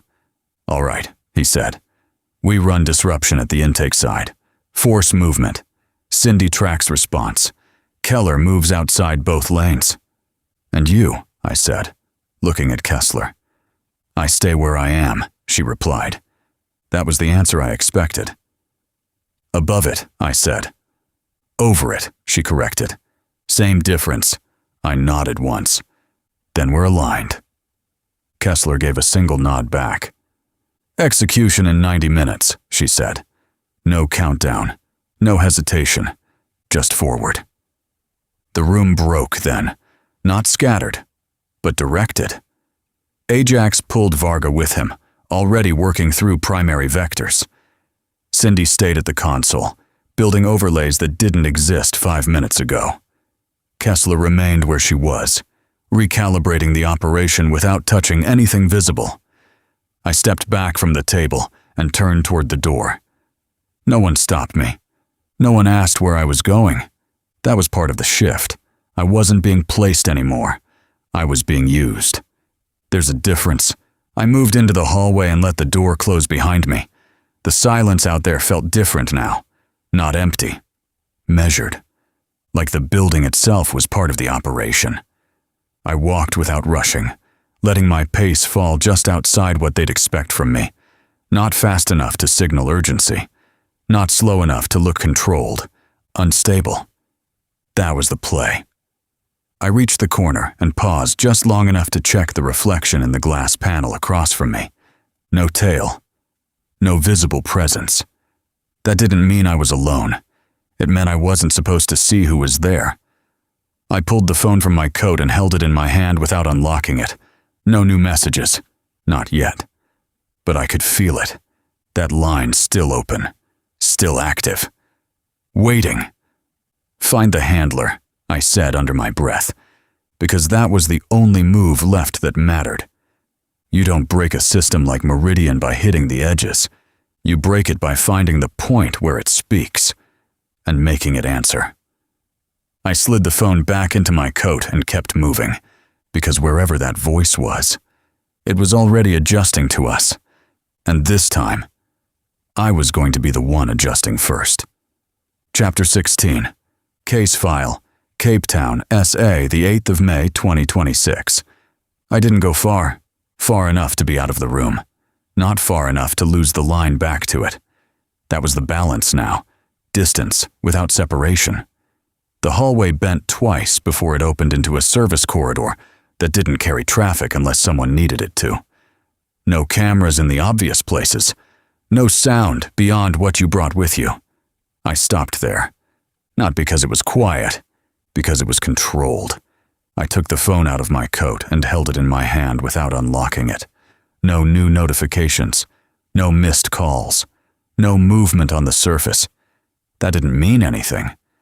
With something like this, silence isn't absence, it's timing. They had already spoken. Twice to establish position. Once to define control. The next move was mine. Not because they needed it, because they expected it. That's the part most people miss. You don't disrupt a system like Meridian by going quiet. You disrupt it by answering in a way it can't immediately categorize. Something just outside the model. Not random, not reckless, unstable. I unlocked the phone and opened the thread. The messages sat there clean and unchanged. No delivery lag, no traceable route. Whoever was behind them wasn't hiding the channel. They were owning it. I let my thumb hover over the screen for a second longer than I needed to. Not hesitation. Calibration. Then I typed. You talk like you built it. I didn't send it right away. Read it once. It wasn't enough. Too direct. Too easy to slot into expectation. I erased it. Started again. You're close enough to comment. Not close enough to stop it. Better. Still not right. I deleted it again. Because if I was going to step into this, it had to land clean. No wasted language, no obvious angle. I typed a third time. You showed me the edges. I'm still looking for the center. I let that sit, read it twice. That was closer. It acknowledged what they wanted. Acknowledged. It didn't give them position. But it still leaned into their frame. I erased it. Exhaled once. Then stopped trying to answer them directly. That was the mistake. You don't respond to a voice like that by stepping into its language. You make it step into yours. I typed again. You missed one. Short? Open, incomplete. I looked at it. No reference point, no explanation, no anchor. Exactly where it needed to be. I hit send. No delay, no hesitation. The message left clean, no bounce. No confirmation beyond the absence of failure. I locked the screen and slipped the phone back into my coat. Then I waited. Not long. Didn't need to be. The reply came in under 10 seconds. Fast enough to matter. I pulled the phone back out and opened it. Did I? Not a question. Not really. More like an invitation. That was new. They were engaging. I didn't smile, didn't react. Just read it once and let it sit. They had shifted. Not much, but enough. I typed again. You let us walk. Sent. No pause this time. The reply came slower. Not delayed. Measured. You weren't the objective. There it was. Confirmation without saying it outright. I leaned back slightly against the wall, letting the angle settle. They weren't shutting the line down. They were opening it. That meant one thing. They thought they were still in control of it. I typed again. Then you're closer than I thought. Sent, this time. No immediate response. 5 seconds. 10, 15. That was the first real delay. Not technical. Intentional. I watched the screen without focusing on it. This was the moment. Not the words. The space between them. When the system decides whether to continue engagement or cut it. The phone buzzed. I opened it. Careful, Marty. Same spelling. Same tone. But the structure shifted. Shorter. Tighter. Less composed. I read it once, then locked the screen without replying. That was the move. Not pushing it further. Not chasing the response. Leaving it incomplete. Because now, they had to decide what came next. I slid the phone back into my coat and pushed off the wall. Anger was still there. It hadn't gone anywhere. It had changed shape. Colder now, sharper, useful. Because they weren't just talking anymore. They were adjusting. And for the first time since this started, I had seen it happen in real time. That was the disruption, not the message. The shift. I turned back toward the operations room and started walking. Same pace as before. Same controlled movement. But something underneath it had changed. We weren't just reacting anymore. We weren't just being measured. We had forced a response. Small, but real. And systems like Meridian don't like that. They adapt, they correct, they tighten control. But every time they do, they expose something. And now, I knew exactly where to start looking. Chapter 17. Case File, Cape Town, Essay 8th of June 2026. By the time I got back to the operations room, the plan had already moved past discussion. That was the difference now. No one was waiting on confirmation. No one was looking for consensus. Kessler had set the direction. Ajax had translated it into movement. Cindy had already rebuilt the board around it. The room wasn't loud. It was active. Overlays shifted across the screen in layers that didn't exist an hour ago. Intake routes broke apart into fragments. Port timelines no longer aligned. Movement windows overlapped in ways that didn't make sense if you were trying to track them clean. That was the point. We weren't trying to track clean anymore. We were trying to make them choose. Kessler didn't look at me when I stepped back in. "You're late," she said. "On time," I replied. That was enough. Ajax glanced over his shoulder, just long enough to register I was back in position. "Primary moves in 20, he said. "South intake. We're not hiding it." "Good," I said. "They'll see it." "They're supposed to," he replied. Cindy didn't turn from the console. "Secondary's already in place," she said. "We've got 3 observation points running parallel to the intake corridor. No crossfeed unless it breaks." "Keep it that way," I said. She nodded once. Kessler finally shifted her attention to me. "Your role stands," she said. "I know." "Say it," she replied. "Not for her. For the room." I stepped forward just enough to be inside the light. "I'm the misalignment," I said. "They're tracking me as a reference point. I move outside expected pattern, not off-grid, not invisible, just wrong enough to force recalculation." Ajax nodded once. "That's what we're building around," he said. "Then don't build around it," I replied. "Let it drift." He held my gaze for a second, then gave the smallest adjustment. "Fine," he said. "We don't anchor to you. We let them anchor to you." "Better." Kessler didn't interrupt. That meant she agreed. "Where are you entering?" Varga asked. I shook my head. "I'm not entering." That pulled attention back to me. "Then where are you?" she said. "Everywhere they think I shouldn't be," I replied. "That's not a position," Ajax said. "It's the only one that works," I said. "If I pick a lane, they solve for it. If I move between them, they have to choose what matters." Cindy turned slightly now. "Then we give them too many choices," she said. "Exactly."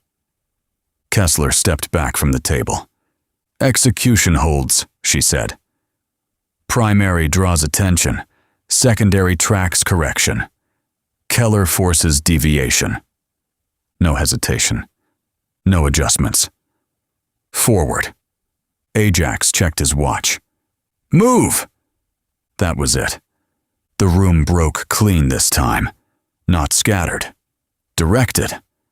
Everyone moved with purpose that didn't need to be called out. Varga and Ajax headed for the south vector. Cindy stayed long enough to confirm her feeds were live, then stepped out to her observation post. Kessler remained where she was, same as before, watching the board. I didn't wait, didn't follow anyone. That was part of it now. I moved out of the room and into the corridor without a set path. No map, no direct route. Just motion that stayed just outside of pattern. Unstable. The building felt different this time. Not because it changed, because I had. Every step mattered now. Not for where it took me, for how it would be read. Cameras I couldn't see. Angles I couldn't confirm. Systems that didn't need to show themselves to still be active. I slowed just enough at the first junction to break rhythm. Then sped up again without reason. Left instead of right. Paused where movement should have continued. Continued where pause would have made sense. None of it random, all of it intentional, if they were watching. And they were. This is what they'd see. A deviation. Not enough to flag. Enough to question. I stepped through a service exit and into the outer perimeter without announcing it. The air hit different out there. Open. Less controlled. More variables. Better. The city had picked up since morning. Traffic moving. People filling space. Noise building just enough to mask anything that didn't belong. I merged into it without blending fully. Still visible. Still present. Just not where I was supposed to be. That's the line. The phone stayed quiet in my coat. That mattered, because it meant they were watching. And waiting. I crossed the street without checking for traffic, cutting timing just enough to force a reaction from the flow around me. Horns hit. A car slowed harder than it needed to. Small disruption. Contained, but visible. I kept moving. No apology, no correction, because that's what they were expecting. Correction. Compliance. Predictability. I gave them none of it. A reflection in a storefront window caught movement behind me. Not close, not following, but present. I didn't turn, didn't acknowledge it, just adjusted my pace again. Slower, then faster, then stopped at a corner like I'd forgotten where I was going. Waited, counted, then moved again before the count finished. Unstable. That was the role. Not to disappear, not to engage, to exist in a way that couldn't be solved clean. Somewhere behind all of it. They were watching, recalculating, adjusting. That's what I needed, because every adjustment they made was another piece of the system shifting under pressure, and pressure is where things break. I reached the next intersection and stopped again, this time long enough to check the reflection clean. Same movement, same distance, still there. Good. I stepped off the curb without looking and moved into the next block. No destination, no end point, just motion. Because now, I wasn't chasing Meridian. I was forcing it to follow me. And systems like that don't like being pulled out of position. Chapter 18. Case File, Cape Town, South Africa, July 8, 2026. 9 months changes how you see movement. At the start, you look for noise. You chase anomalies. You believe the system will slip if you press hard enough. By the 3rd month, you stop chasing noise and start studying absence.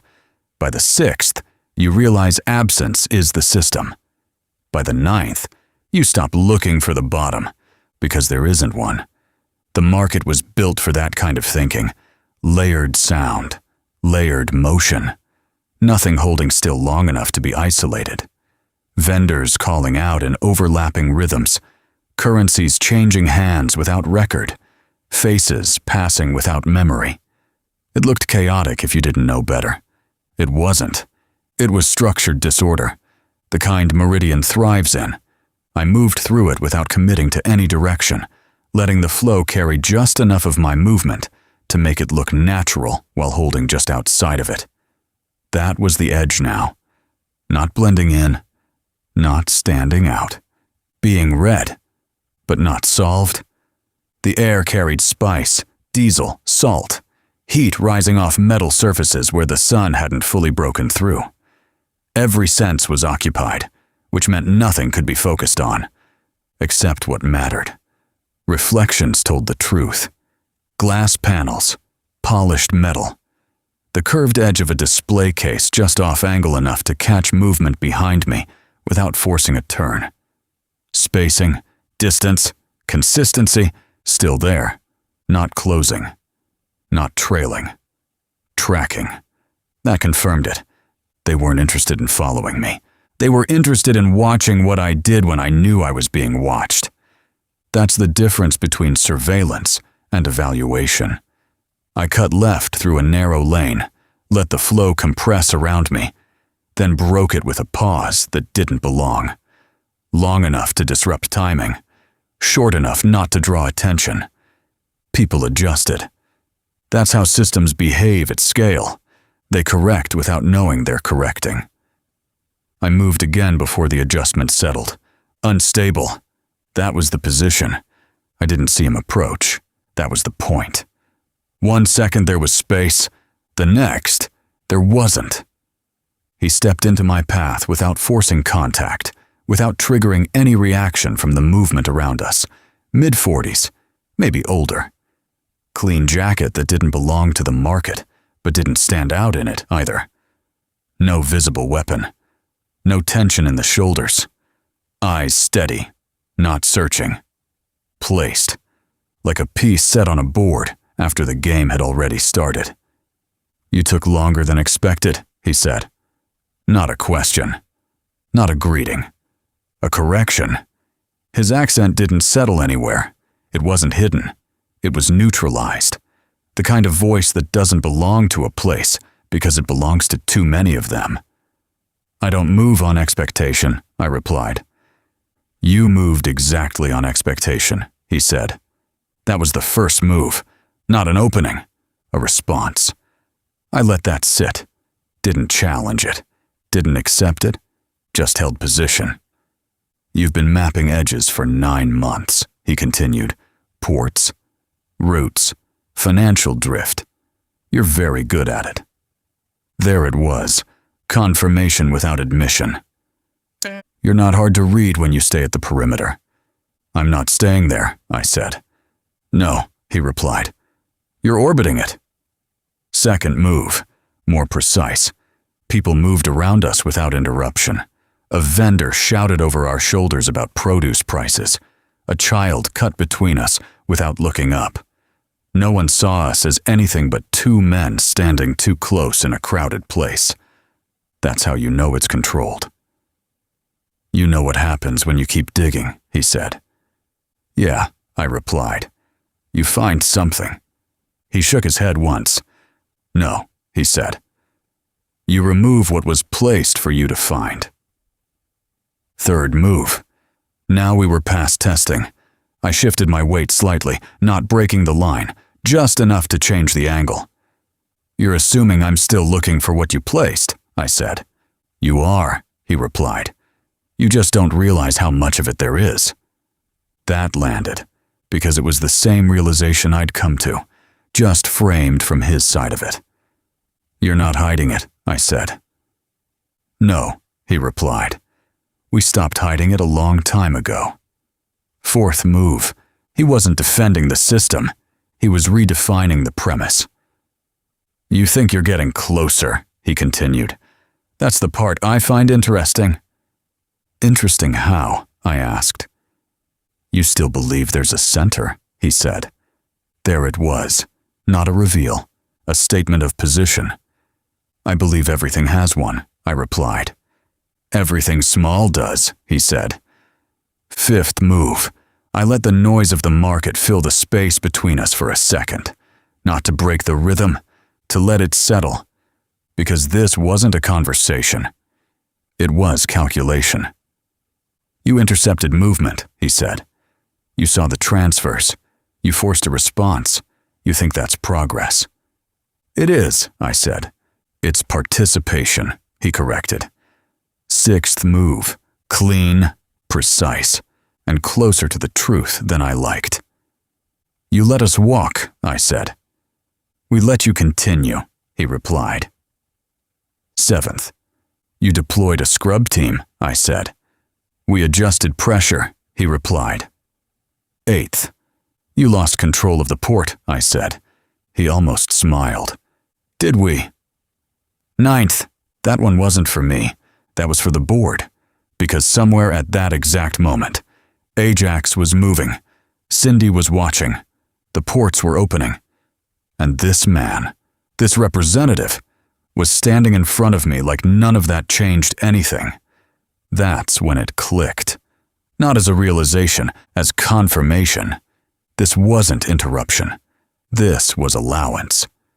You're not here to stop me, I said. No, he replied.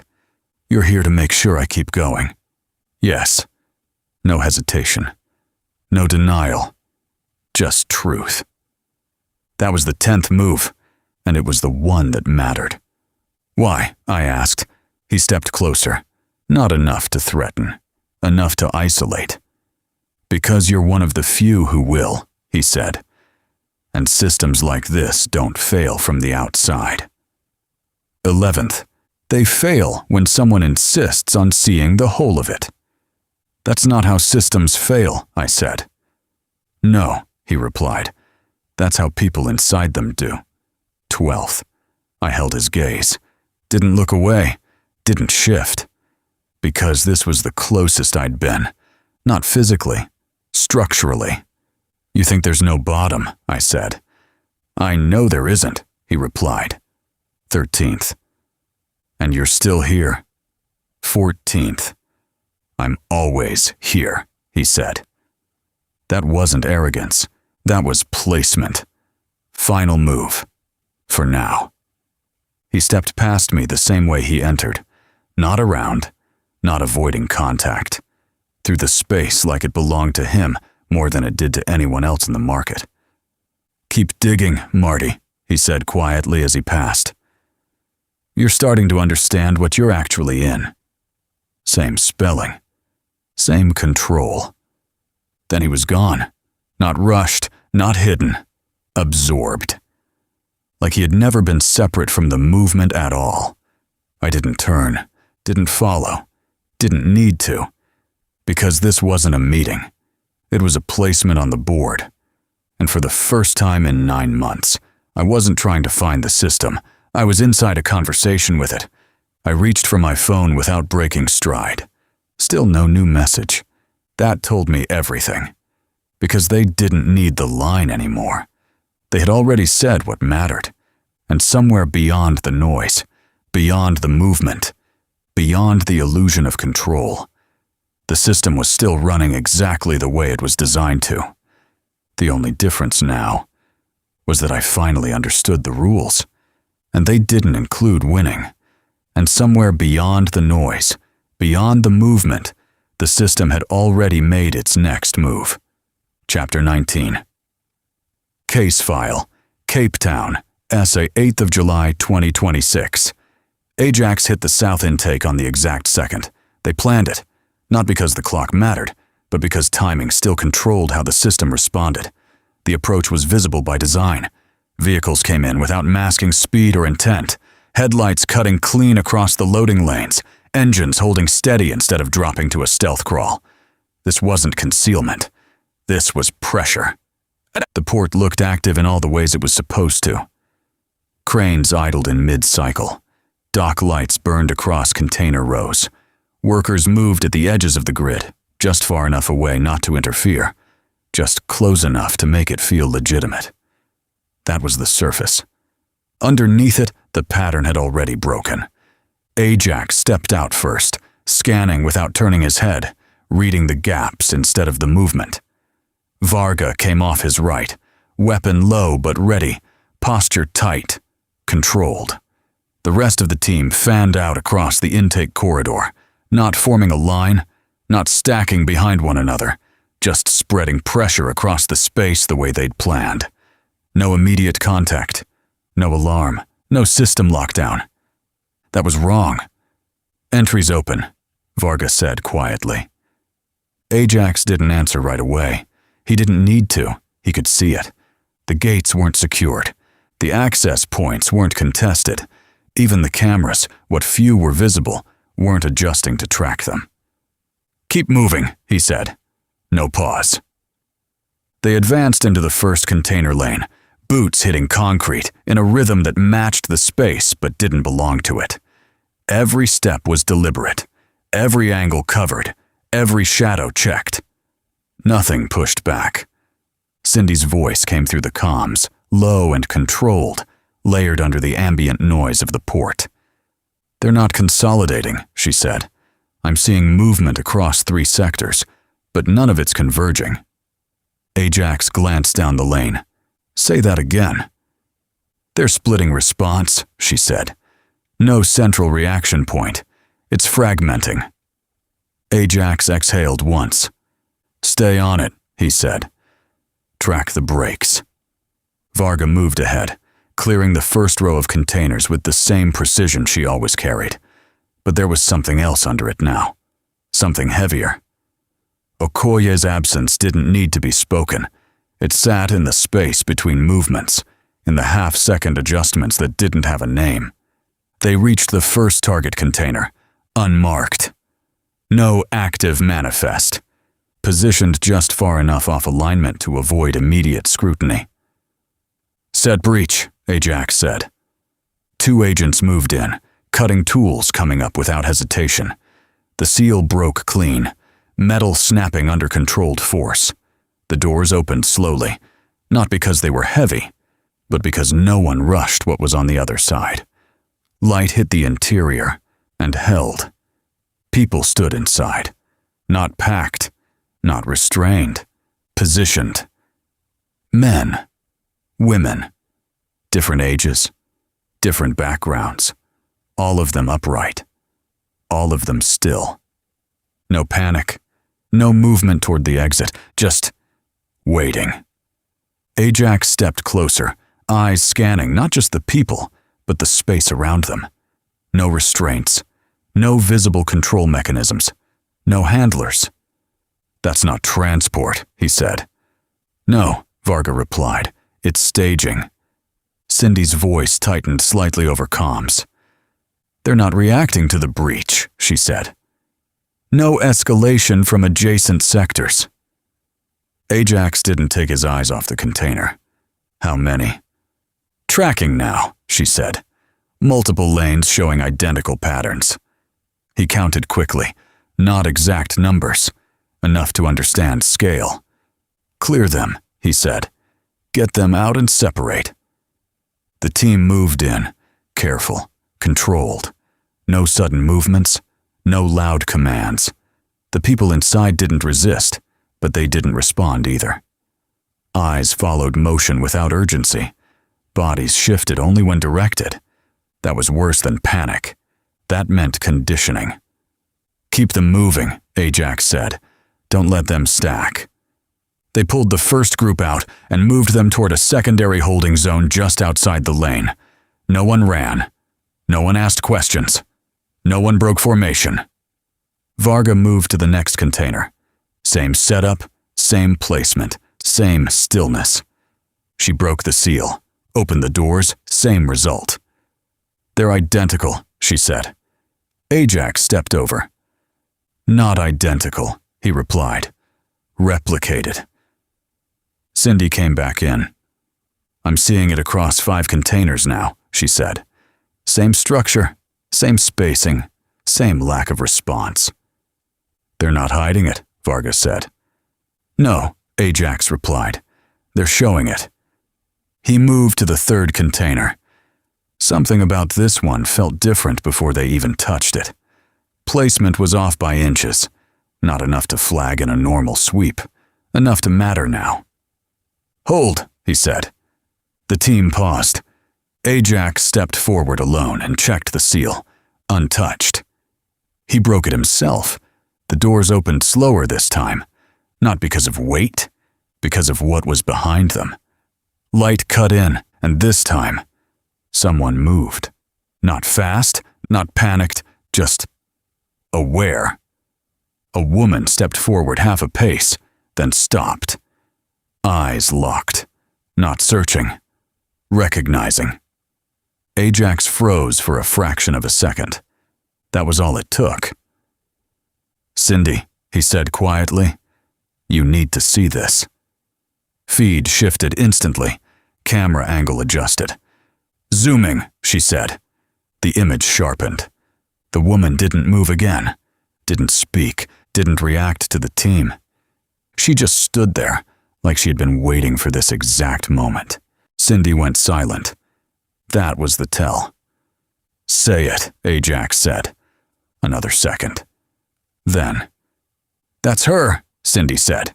"That's Jessica Dawson." No one in the lane spoke. No one needed to. Ajax stepped closer, slow enough not to trigger anything that didn't need to be triggered. "Jessica," he said. No response, not confusion, not fear, just stillness. She looked at him like she understood exactly who he was, and exactly why he was there. That was the part that didn't fit. Ajax's voice hardened slightly. "Move her," he said.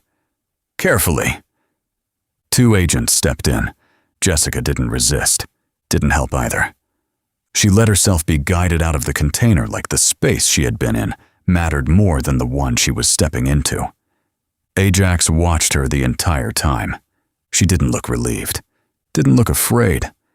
She looked positioned, not relief, not victory, recognition. Because this wasn't recovery. This was placement. Cindy came back over comms. "They're still not consolidating," she said. "No escalation. No pushback." Ajax looked down the lane at the open containers, the people being moved.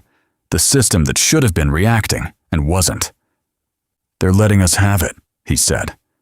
No one argued, because there wasn't anything to argue. The port hadn't shut down. It hadn't fought back. It had adjusted, and in that adjustment, it had given them something. Ajax stepped back from the container and watched the operation continue around him. Controlled, efficient, clean, too clean. He keyed the comm again. "Keller needs to hear this," he said. Because whatever this was, it wasn't a win. It was a move. Meridian had just made it first. And for the first time since stepping into this, it felt like something had gone right. Which was exactly why it didn't sit. Chapter 20. Case File. Cape Town, SA August 7th, 2026. The conversation ended before it was supposed to. Not because he walked away, because he didn't need to stay. That was the part that settled in as I moved through the market again, letting the crowd close around the space he had occupied, like it had never been disrupted at all. 9 months of pressure, dead ends, partial truths, and controlled reveals had led to that moment, and he treated it like a midpoint, not a conclusion. That told me everything. I had been moving toward something. He had been waiting for me to get there. The system didn't feel different on the surface. Vendors still called out prices. People still moved without pattern. Noise still layered over itself in ways that made it impossible to isolate a single thread if you didn't already know what you were listening for. But underneath it, something had shifted. Not visible, not audible. Structural. The kind of shift that happens when a move lands on the board and forces everything else to adjust around it. My phone buzzed once. Different weight, different line, operational. I pulled it out without breaking stride and answered. "Keller." Ajax came through immediately, voice tighter than it had been in the room, but controlled enough to keep it from spilling over. "We've got confirmation," he said. "Of what?" "Human cargo," he replied. "Multiple containers." I didn't slow, didn't stop, because the answer didn't change anything I already knew. "Status." "Contained," he said. "We've got control of the lane. No major resistance." That didn't sit right. Not after the last engagement. Not after the conversation I had just walked out of. "Say that again," I said. "Minimal resistance," he replied. That tracked, exactly the way it shouldn't. "They're letting you have it," I said. Silence on the line. Short. Measured. Then, "We've got a live," Ajax added. That changed the shape of it. Not the system. The stakes. "Who?" There was a pause this time. Longer. Deliberate. Not because he didn't know. Because he did. And he understood what saying it meant. "Jessica Dawson." I stopped. Not by choice. By impact. Everything around me kept moving. People passed. Voices carried. The market absorbed the pause like it absorbed everything else. But the board shifted again. "Condition," I said. "Stable," Ajax replied. "But she's not responding like she should. No panic. No confusion. Just..." He let it hang. He didn't need to finish it. I already had. "How is she?" I said. "Present," he replied. "But not with us." That was worse than injured. Worse than unstable. That meant she had been inside long enough to change. I looked out across the market, letting my eyes settle on movement without focusing on any of it. The same lanes. The same people. The same noise. Nothing different. Everything different. "They gave her to you," I said. "That's not how it looks," Ajax replied. "That's exactly how it looks," I said. "Because nothing about Meridian leaks. Nothing slips. Nothing gets lost in transit. Not after what we'd seen. Not after what I'd just been told. Without being told. By the man who stepped into my path like he owned the space between moves." Cindy came onto the line, her voice cutting in clean. Keller, we've got 5 containers confirmed with live occupants. Intake pattern matches what we saw on the port surveillance. This is real." "I know it's real," I said. "That's not what I meant." "It feels wrong," she added. "It is wrong," I replied. Because reality wasn't the question. Control was. I stepped forward again, letting the flow of the market pull me back into motion, adjusting my pace just enough to avoid settling into anything that could be read as intent. "Walk me through it," I said. Ajax picked it back up. Entry was open, no seal on primary gate. Interior lanes active but not defended. First container breached no resistance. Subjects inside were standing, contained, no restraints, no immediate reaction. "Staged," I said. "Exactly," he replied. "Second container, same. Third, Jessica." I let that sit. Not because I needed to process it, because I needed to place it. "They didn't fight you," I said. "No." "They didn't run." "No." "They didn't shut it down." "No." That was the confirmation. Not a question. Not a theory. A position. "They're reallocating," I said. Ajax didn't respond immediately. "What does that mean?" he asked. "It means you didn't break anything," I replied. "They moved it." Silence again. Longer this time, because that version fit. Cindy came back in. "Keller, we're pulling manifests now. Nothing lines up. Containers don't exist on record." "They weren't meant to," I said. "Then what are we looking at?" I didn't answer right away, because I already had. "We're looking at what they want us to see," I said.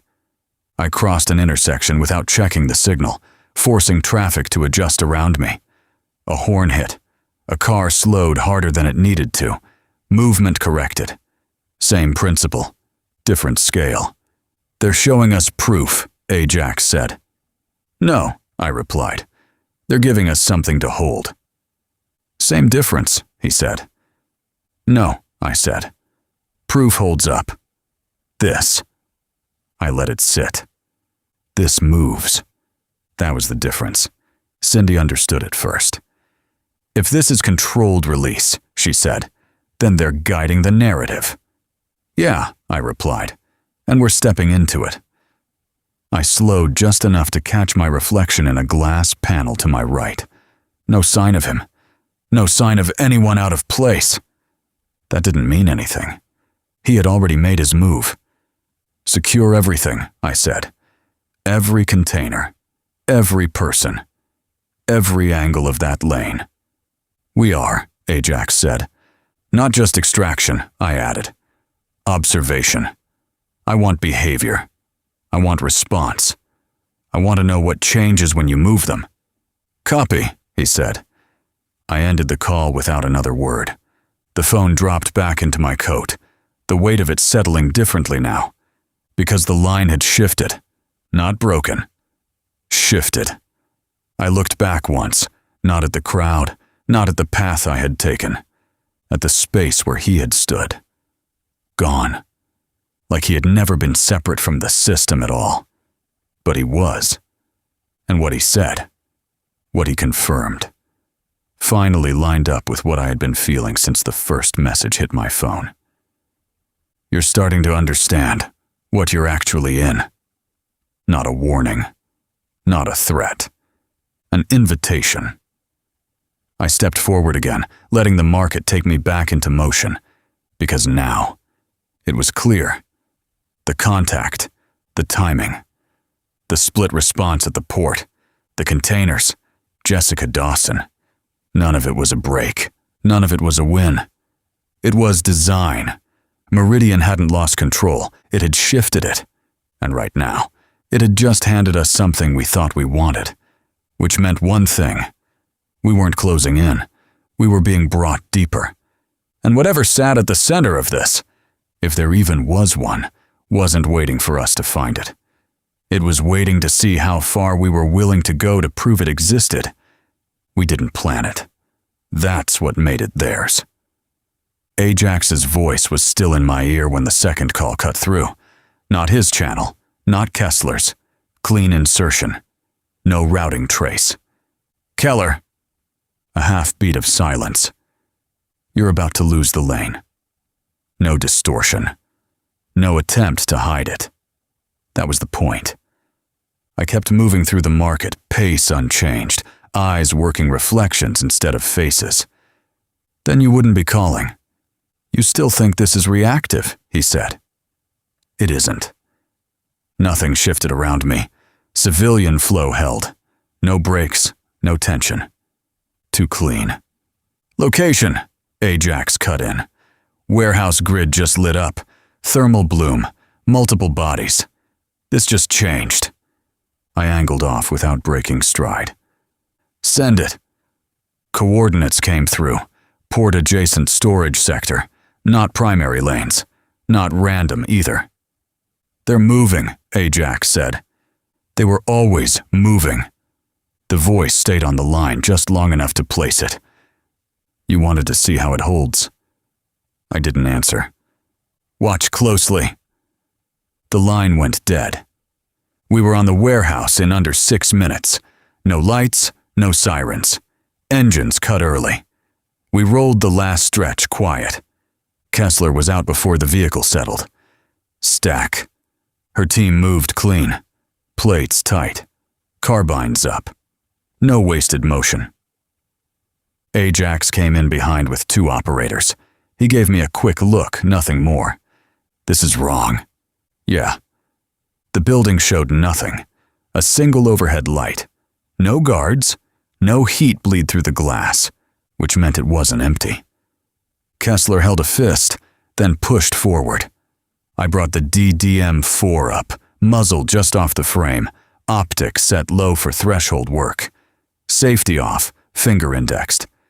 I checked the door, not the lock. Electronic, timed, too slow. "They already know we're here," I said. Kessler didn't argue. I stepped in and drove 2 rounds through the hinge line. Tight placement. Metal gave. The door dropped. Contact hit immediately. Rounds cut through the threshold at chest height, tight grouping, controlled cadence. Not warning fire, not panic. We split on instinct.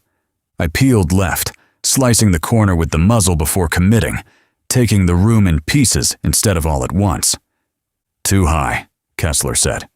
"Rear platform." I saw it a fraction later. Catwalk. Depth position. I pressed along the interior wall, minimizing exposure, and snapped a controlled pair at the first silhouette. Center mass. Plate caught it. No drop. I corrected high. 1 more round. He went over the rail. The second target moved laterally, already breaking angle. I tracked and fired, forcing him off position. Ajax came through the doorway with controlled aggression, not rushing, not stopping. His fire came in short bursts, anchoring the entry lane. 3, he said. No. Movement cut behind it. Clean. Coordinated. They're flanking. Flashbang detonated deep right. Rear bay. Not ours. The blast flattened the room for a second. I turned through it, not away, keeping the rifle up, trusting the index. They moved in the disruption. Close spacing. Tight angles. No verbal commands. Tier 1. I fired controlled pairs, center mass, then corrected high when armor held. 1 dropped. Another adjusted before the follow-up landed. Kessler's flank lit up. 1 shot. 1 down. Ajax took a round across the shoulder. It checked him. Didn't stop him. Still up. They weren't holding ground. They're not defending. Delay, Kessler said. For what? Then I saw it. Rear bay open. Empty. Too empty. They're clearing it. Already cleared. We weren't late. We were placed. 2 operators pushed from the rear, closing fast, using the structure instead of the open. I drove the rifle up and fired a pair into the first. Center mass. Plate caught it. He stayed in it. I stepped inside his angle and drove a third round high. He dropped. The second operator adjusted instantly. Tighter angle, faster correction. I tracked and fired. Bolt locked. I'd felt the count running thin. No window to fix it. The rifle dropped to sling without thought. My hand was already moving. The Defender 45 ACP came up clean. 2 rounds. Center mass. Close. Controlled. He staggered but held. Ajax stepped in from my right and finished it with a single shot. Move! Not loud. Not rushed. Final. This wasn't a hold. It was a push. Break contact, Kessler ordered. We moved in pairs, bounding out, not turning our backs, covering angles as we cleared the threshold. Fire followed, measured, disciplined, just enough to keep us moving. No pursuit, no overextension. They weren't trying to finish us. They were finishing something else. Outside air hit still and cold, the kind of quiet that settles after it's already done.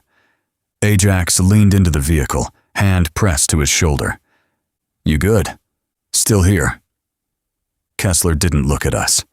She studied the building, the angles, the entry, running it back in real time. They were staged. Yes. They knew we were coming. Yes. She turned.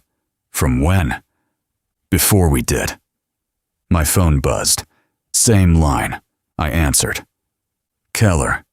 The voice didn't pause. You see it now. I looked back at the warehouse, at the empty bay, at the fight that never mattered.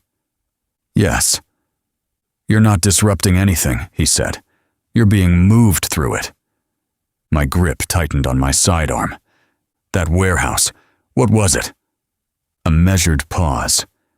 A transition point. For what? For you. The line went dead. Kessler watched me but didn't ask. She didn't need to. The answer was already there. Empty, clean, gone. Exactly how Meridian leaves things when it's finished. I kept the pistol up a second longer than I needed to. Not for them. For me.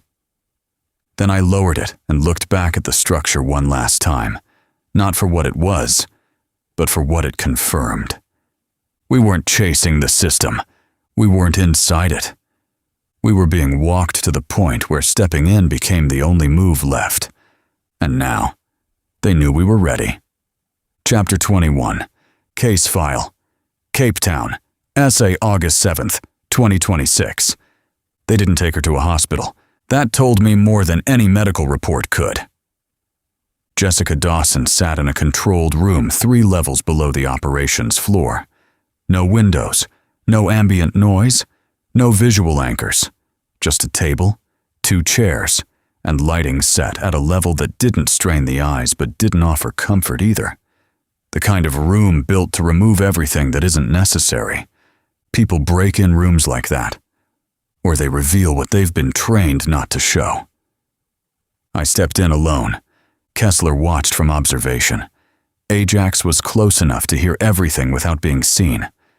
Cindy had the feeds open, layered with everything we'd pulled from Riverbend, Port Calusa, and now Cape Town. Megan's notes were already in the system. Medical observations from Jessica's file, behavioral flags, stress markers. Artemis had sent over legal frameworks that didn't matter in a room like this, but mattered if anything in it ever saw daylight. Everyone was present, just not in the room. Jessica didn't look up when I entered. She didn't need to. She already knew I was there. That was the first confirmation. I closed the door behind me and took the chair across from her without rushing it. No files in my hand. No visible notes. Nothing to suggest I was here to extract something. Because I wasn't. I was here to see what was left.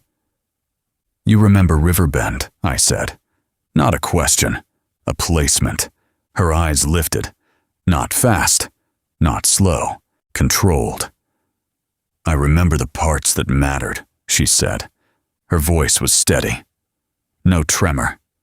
No hesitation. That was wrong. People who've been through what she's been through don't sound like that. Not without help. Milo mattered, I said. No reaction. Not even a shift in posture. Where is Milo? I added. Still nothing. But something in her eyes tightened. Not grief. Recognition. He wasn't supposed to stay, she said. There it was. First crack. Stay where? I asked. She looked at me like I'd asked the wrong question. Where you think this started? She said. That tracked. They put you in position before Riverbend, I said. No, she replied. Before you. Second move. I let that sit, because that changed the timeline. Eric Dawson came into it next. Your husband tried to pull you out, I said. Her eyes shifted. Small, but real. He didn't understand the structure, she said. He understood enough to get killed for it, I replied. That landed. Not as emotion, as correction. He wasn't killed for understanding, she said. He was removed for misalignment. Same language, same framing, same system. You left the USB, I said. No, she replied. I watched her. You found it, she corrected. Third move. That hit harder than anything else she'd said. Locker placement, I said. Work access. Timing. Sequence, she said. Not denial. Refinement. Everything you've touched, she continued, has already been in motion. That matched what the representative told me. Different voice, same message. Milo's notes, I said. The cards, the ports, the names. Markers, she replied. Breadcrumbs, I said. Positions, she corrected. Fourth move. I leaned back slightly. Not disengaging. Reframing. Megan Davis, I said. That got a reaction. Not visible to anyone who wasn't looking for it. But I was. She saw something in your intake reports, I continued. Physiology didn't match trauma response. Something chemical.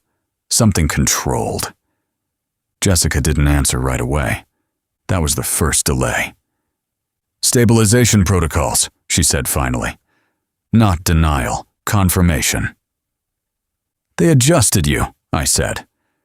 They maintained function, she replied. Same system language. No ownership, no victim framing, just process. Why leave the trail, I asked. She looked at me again. Longer this time. You think it was left for you, she said. That's what it looks like. That's because you're still looking at it like a case, she replied. That hit. Because she was right. This isn't a case, she said. It's continuity. Fifth move. I let the silence stretch. Not to pressure her, to see if she would fill it. She didn't. You contacted Milo, I said. No, she replied. He intersected. Eric found you. He disrupted. You reached out. No, she said again. I was positioned. Everything circled back to that. Placement, not action, not choice. Placement. You're telling me none of this was yours, I said. I'm telling you, she replied. You're asking the wrong ownership question. Sixth move. I leaned forward slightly. Then answer the right one, I said. She held my gaze, for the first time. There was something there. Not emotion. Not fear. Wait. You don't find people in this, she said. You find where they're allowed to exist. That reframed everything. Milo, I said. Exceeded boundary. Eric. Misread proximity. And you. She didn't answer. That was the answer. I shifted direction. You knew we were coming, I said. Yes. You knew the port would open. Yes. You knew we'd find you. Yes. No hesitation. No break. Why? That was the question that mattered. She didn't answer right away. That was new. When she did. Her voice didn't change, but something under it did. "Because you're still trying to define the system," she said. "And you're letting me," I replied. "Yes." There it was again. Same as the market. Different voice. Same structure. "You're not rescued," I said. "No, you're not free." "No, you're still inside it." "Yes." That locked it. "What are you now?" I asked. She didn't look away. "A continuation," she said. "Seventh move. Final. For now." I stood up slowly, not breaking eye contact, because I had what I needed. Not answers. Position. I moved to the door and paused just long enough to say one more thing. "You left enough for us to find you," I said. She didn't respond, but I could see it. That same recognition, that same understanding. "Not enough to break it," I added. That was the line. I stepped out of the room and closed the door behind me. Kessler was already waiting. Ajax just off to the side. Cindy watching from the glass. "She's not a victim," Ajax said. "No," I replied. "She's not a witness," Kessler added. "No." Cindy spoke last. "Then what is she?" I looked back at the door, at the system sitting behind it.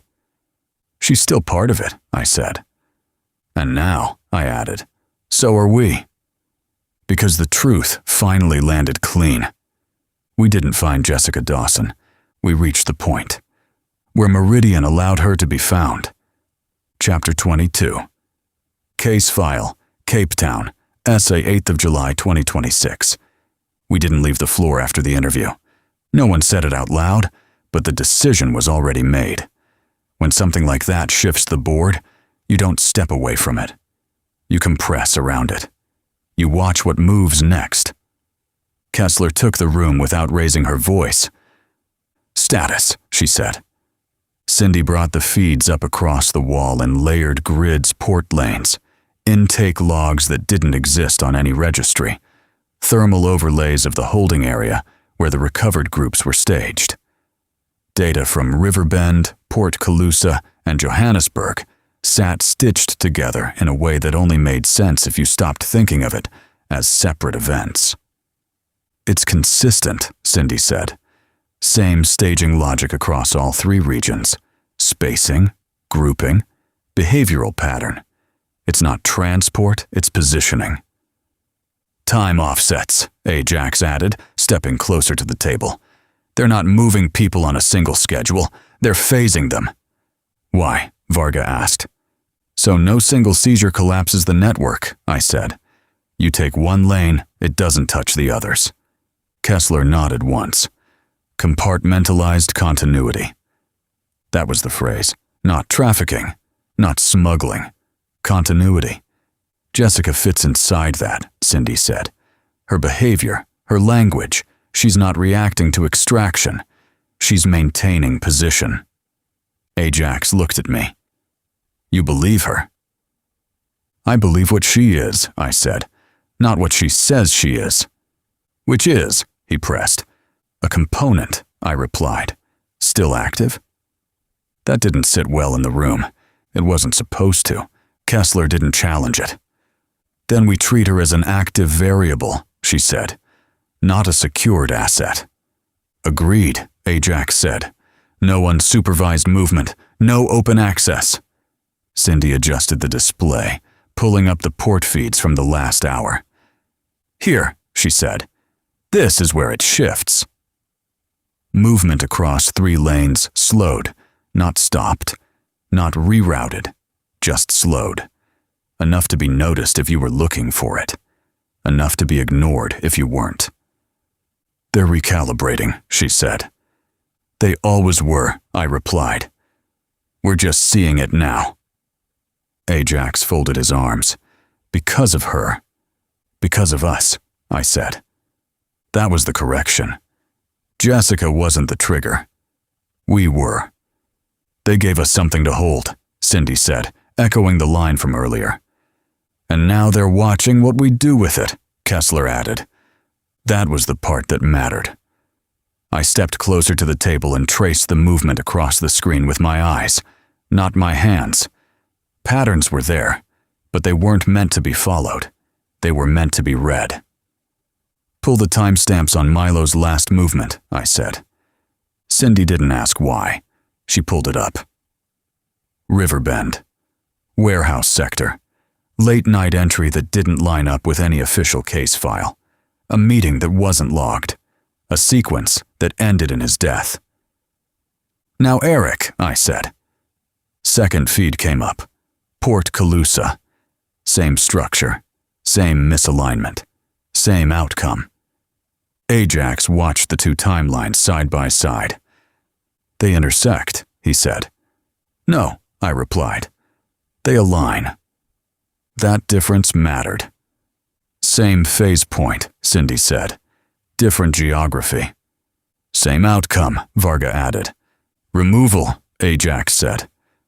Jessica's voice came back into it without her being in the room. He wasn't killed for understanding. He was removed for misalignment. I let that sit, because it fit too well. "They weren't loose ends," I said. "They were corrections." Silence. Heavy. Because that meant we weren't the first to push this. We were just the ones who lasted longer. Kessler shifted the conversation forward. "Where does that place us?" she asked. "Inside the same phase window," I said. "We've reached the point where the system decides whether to absorb or remove." Ajax didn't like that. "No," he said. "We're not playing inside their threshold." "We already are," I replied. "The difference is we see it now." Cindy zoomed in on a section of the Cape Town port feed. "Here," she said. "Micro adjustments. Container spacing changes after extraction. They're rebalancing load." "They didn't lose capacity," Varga said. "No," I replied. "They redistributed it." That was the move, not loss. Shift. Kessler's voice stayed level. "Then we push again," she said. "Not the same way," I replied. She looked at me. "Explain." "If we hit the ports again, we confirm their model," I said. "We become predictable." "Then what?" Ajax asked. "We change the layer," I said. That pulled the room back. "From what to what?" Cindy asked. "From movement to control," I said. "We stop hitting where things are. We start targeting where decisions are made." "That's a different level of access," Ajax said. "Exactly," I replied. Kessler didn't hesitate. "Define the entry point." I looked at the screen, at the patterns, at the absence inside them. Then back at the door where Jessica sat behind reinforced glass. "She's already told us," I said. "How?" Cindy asked. "By what she didn't deny," I replied. Ajax exhaled slowly. "I don't like building off her." "We're not building off her," I said. "We're using her position." Kessler nodded once. "Which is?" "Continuity," I said. "She exists where the system stabilizes." "And that is," Varga pressed. "Not the ports," I said. "Not the routes." I let it settle. Coordination. That changed the room, because that's where systems stop being distributed and start being directed. Cindy was already moving. "Cross-referencing comm gaps," she said. "Looking for centralized latency spikes, something that connects all three regions." Ajax stepped in. "Encrypted relays," he said. "Dead zones that aren't supposed to be dead." "Exactly," Cindy replied. Kessler turned slightly, already ahead of it. "Find the point where all movement converges without being visible." "That's the center," Ajax said. I shook my head. "No," I said. They looked at me. "That's the closest thing to one," I corrected.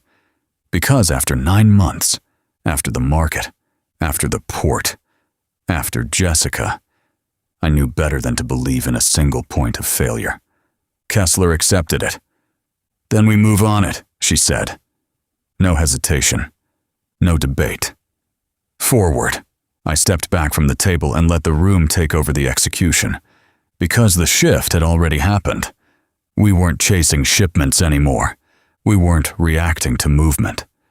We were stepping toward control, and somewhere inside Meridian, that decision was already being measured. I looked once more toward the interrogation room, at the system sitting behind the glass, at the piece we had been allowed to hold, not rescued, not recovered, placed. And now, we were about to find out. What happens when you stop playing the edges and step into the layer that was never meant to be touched? Chapter 23. Case File, Cape Town, USA, August 7th, 2026. They brought me back in after the room had time to settle, not to rest, to reset. Jessica Dawson sat exactly where I left her. Same posture, same stillness, same measured presence that didn't belong to someone who had just been pulled out of a container halfway across the world. She wasn't waiting. She was holding position. That was the difference. I closed the door behind me and took the chair across from her again. No files, no notes, just the same line we left unfinished. "You said Milo didn't stay," I said. Her eyes came up. "He wasn't supposed to," she replied. "Start there," I said. She didn't hesitate. "Milo didn't find them," she said. "He was found." No emotion, no weight behind the name, just placement. "He was working service panels," she continued. "Maintenance, infrastructure, places where systems connect, but no one pays attention to them. That's where they look." "Hawthorne," I said. She nodded once.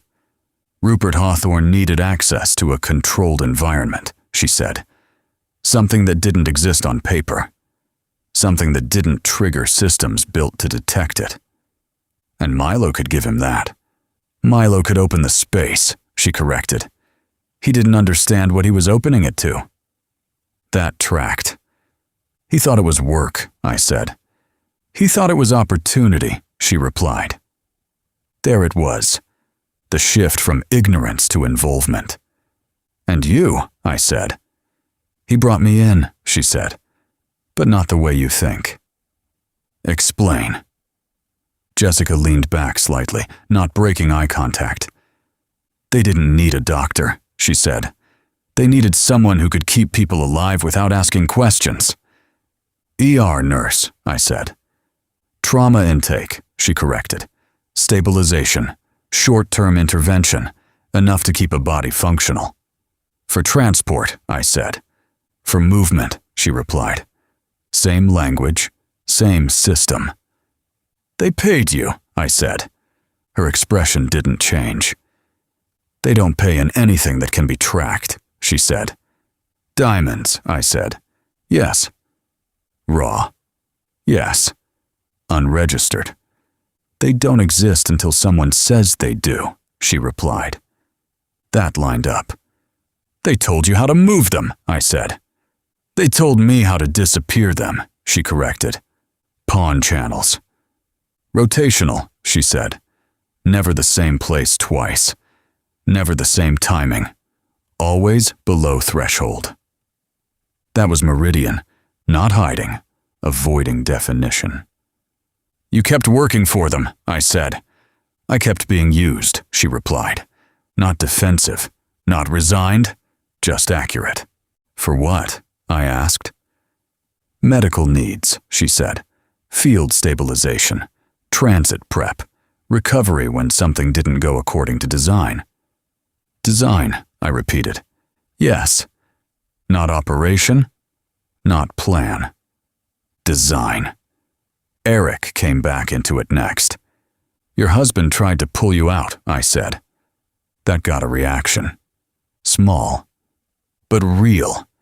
"He didn't understand the structure," she said. "He understood enough to try," I replied. "He understood enough to become a problem," she said. "That got him killed." "No," she replied. "That got him removed." Same correction, same framing. "Milo too," I said. "He stayed past his function," she said. "So, They killed him. They corrected the position, she replied. I leaned forward slightly. Frankie Marconi, I said. Her eyes didn't move. He didn't act alone, she said. Didn't ask if he did. He didn't decide anything, she added. Then who did? That was the question. She didn't answer it. Not directly. They don't make decisions the way you think, she said. They execute alignment. That's not an answer. It's the only one you get, she replied. That was as close as she was going to come. You were taken after, I said. No, she replied. I watched her. I was reassigned. There it was, clean. Final. They moved you into the trafficking system, I said. They moved me into continuity, she corrected. Same thing, I said. No, she replied. You still think it ends somewhere. That again. The bottom that didn't exist. You left the USB, I said. No, she replied. You expect me to believe that? You found it, she said. Same as before. You're telling me everything we've touched was already in motion, I said. Yes. Milo's notes. Placed. The business cards. Markers. The ports. Phased. Jessica, I said. She held my gaze. Positioned. That word again. Everything came back to it. You wanted to be found, I said. No, she replied. You expected it. Yes. That was closer. Why? She didn't answer immediately. That was new. When she did, her voice didn't change, but the weight under it did. Because you stayed in it longer than the others, she said. Milo stayed, I replied. Milo stayed in the wrong way, she said. Eric pushed. He pushed without understanding, she replied. And me. She watched me. You're still asking the right questions, she said. That wasn't reassurance. It was assessment. You're letting me see it, I said. Yes. Why? Because you're already inside it, she replied. That matched the market. Different voice, same truth. And once I see it, I said. You don't step back out, she replied. There it was. Not a threat, not a warning, a rule. You're telling me Hawthorne is just a node, I said. Yes. Milo was a point of access. Yes. Eric was a disruption. Yes. And you? She didn't hesitate. I'm continuity. That locked it. I leaned back in the chair and let the room settle around the answer. Because it wasn't new, it was confirmation. By the time you think you're involved, she said quietly, you've already been placed. That was the line, the one that tied it all together. I stood up slowly. No rush, no reaction. Because I had what I needed. Not the whole system, not the center, but the shape of it. You didn't escape, I said. No. You weren't rescued. No. You're still part of it. Yes. Final. I moved to the door and paused just long enough to look back at her. You gave us enough to find you, I said. She didn't respond. Didn't need to. Not enough to break it, I added. That was the truth. I stepped out and closed the door behind me. Kessler was already there. Ajax just off to the side. Cindy behind the glass. She confirmed it, Ajax said. No, I replied. She aligned it. With what? Cindy asked. I looked back at the door. At the system, I said. Kessler studied me for a second. Then we move, she said. No hesitation, no delay. Forward, because now we understood something we hadn't before. We weren't chasing a network. We were moving inside a system. That had already decided where we fit. Chapter 24. Case file, Cape Town, SA August 8th, 2026. We didn't slow down after Jessica. That was the mistake. Not because we were wrong to move. Because we moved like we finally understood what we were looking at. Kessler didn't call it a green light. She didn't need to. The room had already shifted into execution the second Jessica aligned the structure for us. Milo wasn't the origin. Hawthorne wasn't the top. Diamonds weren't currency. They were insulation. Everything we thought we were uncovering was just a layer. Now we had direction. And direction gets people killed faster than confusion. Coordination, Cindy said, pulling up a fresh overlay across the board. Not ports, not movement. Control layer. She was already building it out. Comm gaps, latency spikes, nodes that didn't transmit but still synchronized. Patterns that only showed up when you stopped looking for traffic and started looking for timing. Ajax leaned in, reading it the same way I was. There, he said, tapping a section of the grid that didn't exist on any official map. Cape Town sector, between Port Authority systems and private logistics relays. Dead zone. Not dead, Cindy corrected. Muted. Same difference, he said. No, I replied. Dead means broken. Muted means controlled. That landed. Kessler stepped forward. That's your entry point, she said. Not a question, a decision. Varga was already moving. Strike team ready in 10. Not a strike, I said. They looked at me. Probe, I corrected. We go in light. We read it before we touch it. Ajax nodded once. Agreed. No repeat of the port. Kessler didn't argue it. Minimal footprint, she said. No broadcast movement. Cindy adjusted the overlay again, isolating the sector. This node doesn't transmit outward, she said. It receives and redistributes timing signals. That's how they keep phases aligned without centralizing traffic. That's your control layer, I said. She nodded. If we touch this, Ajax added, we're not hitting a root. We're hitting the mechanism. That was the line. We weren't stepping deeper into the network. We were stepping into something that made the network behave. I turned toward the door. I'm going, I said. Ajax didn't push back. Then you don't go alone, he replied. Varga runs point, Kessler said. You stay off center. That was the role, misalignment. Not lead, not support, variable. We moved fast after that. No wasted motion, no hesitation. But something under it. Shifted. The confidence was there. But it wasn't clean. It was sharpened by something else. Something that didn't sit right. I felt it before we even left the building. Not a warning. A lag. The kind you only notice when you've spent months inside something that reacts faster than you expect. And suddenly, it doesn't. We rolled into the sector 15 minutes later. Industrial edge. No active signage. No visible security. Structures that looked like storage but weren't being used for storage. No trucks. No personnel. No ambient activity that matched a live node. Too clean. Varga slowed the team with a single hand signal. Perimeter's wrong, she said. Ajax scanned the line. No watchers, he added. No workers, another agent said. No one, I finished. Cindy's voice came through comms, quieter than before. I'm not seeing external feeds, she said. No local cameras, no municipal overlays. It's not that they're off, it's like they were never here. That's not possible, Ajax said. It is if it's designed that way, I replied. We moved in anyway. Because that's what we do.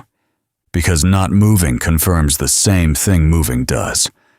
We crossed the threshold without resistance. No alarms, no triggers, no correction. That was the problem. Doors open, Vargas said. I stepped past her and looked inside. Empty, not abandoned. Cleared. Racks where equipment should have been. Anchor points still warm where something had been mounted recently.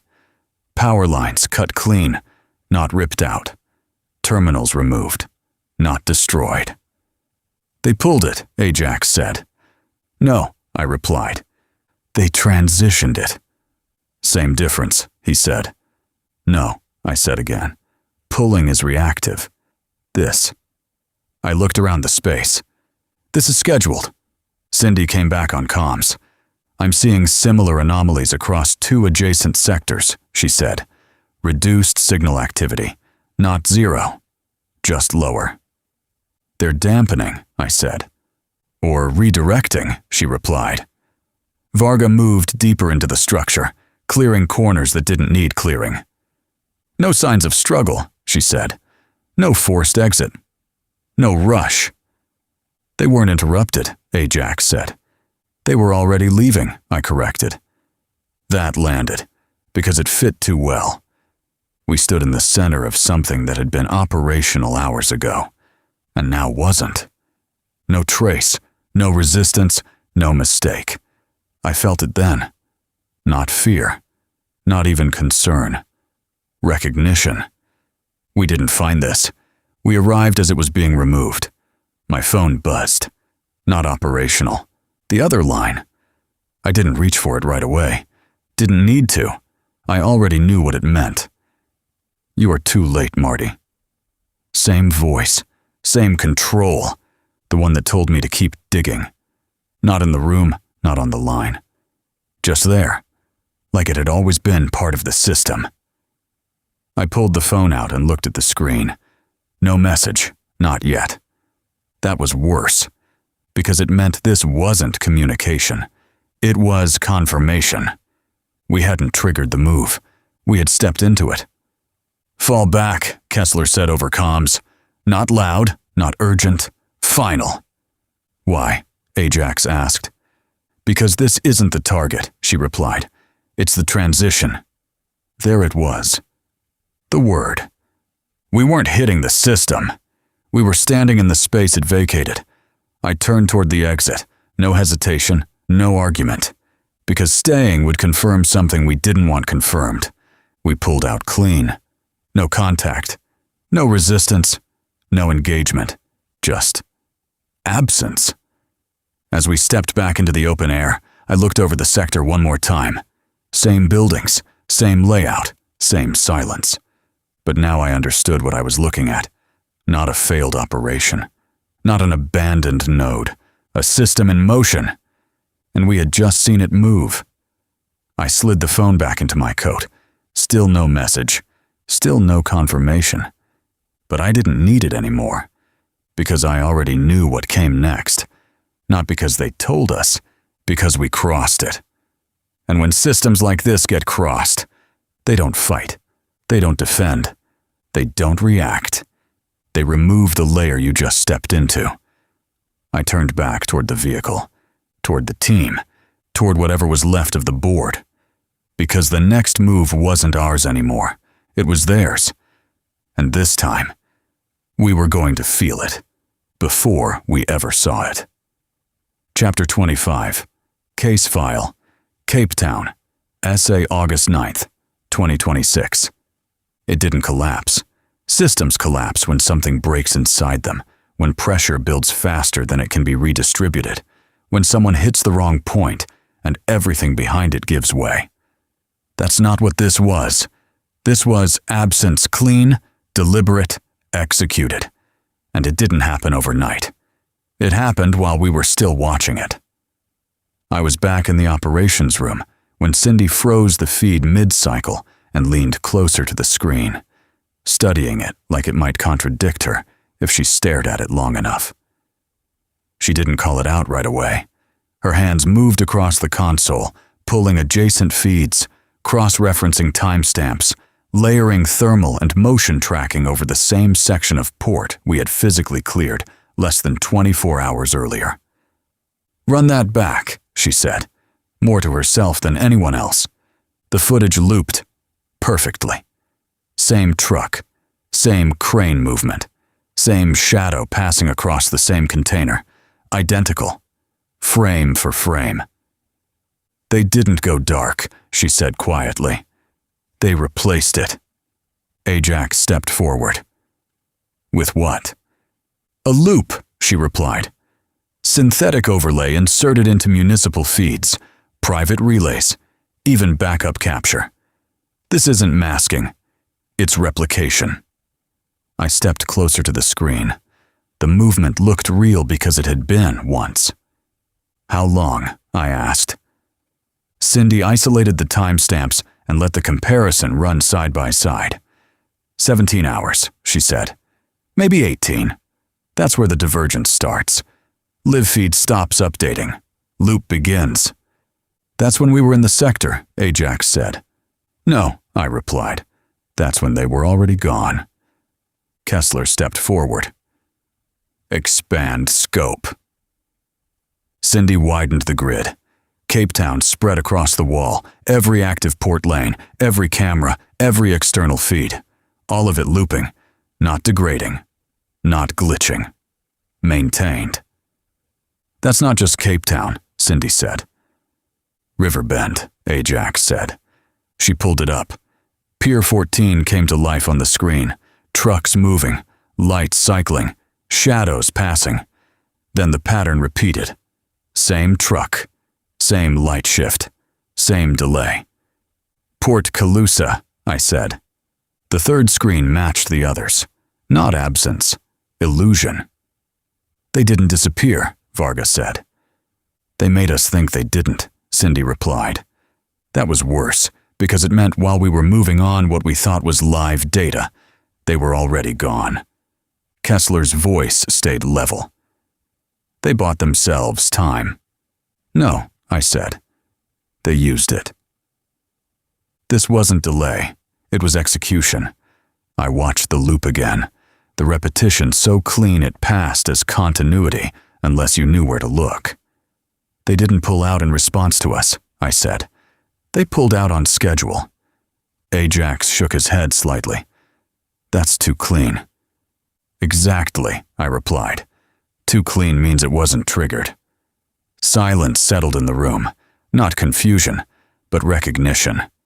We hadn't forced anything. We had arrived exactly when we were supposed to. Cindy pulled back-end logs, or what should have been logs. They're gone, she said. Not wiped, terminated. Same as before. Clean shutdown across all digital architecture. No recovery points. Power, Varga said. Sequential, Cindy replied. Internal command. No external interference. They controlled the shutdown, Ajax said. They designed it, I corrected. Kessler shifted slightly, recalibrating the board in her head. This aligns with the sector we entered. Yes, I said. We didn't find the node. We walked into the transition point. Cindy overlaid live feed against actual timestamps. The gap widened from minutes to hours. They were gone while we were still watching them, she said. Not absence, deception. They didn't remove the system. They let us believe it was still there while they dismantled it behind the curtain. I looked at the screens again. Cape Town, Riverbend, Port Calusa. 3 continents moving in perfect synchronization. That's not a network, I said. That's orchestration. Ajax folded his arms. They shut us out. No, I replied. They moved the layer. That's the same thing. No, I said again. Being shut out means the door is closed. I stepped closer to the screens and let the loop run again. The same motion repeating, the same lie holding together. This means the door was never ours. That landed harder than anything else in the room. Cindy's display flickered for half a second. Not a glitch, a signal. Then the message appeared, untraceable, unrouted, just there. Now that you've seen what's inside, we can't allow you to stay there, Marty. Same voice, same control, same misspelling, different weight. Ajax exhaled slowly. They let us watch it happen. Yes, I said. They let us believe we were still inside it. Yes, and all we were doing, he didn't finish it, was watching a recording, I said. Silence followed that because it was the truth. Jessica sat 3 rooms away, the only piece that hadn't moved. Not recovered, not saved. Left. Kessler said it clean. They removed the system, but they left continuity. Jessica, not a victim, not a witness, a threshold. She's the only thing that didn't move, Cindy said. Which means she's where the system stabilizes, Ajax added. Or where it resets, I said. That was closer. I looked back at the message, at the control behind it.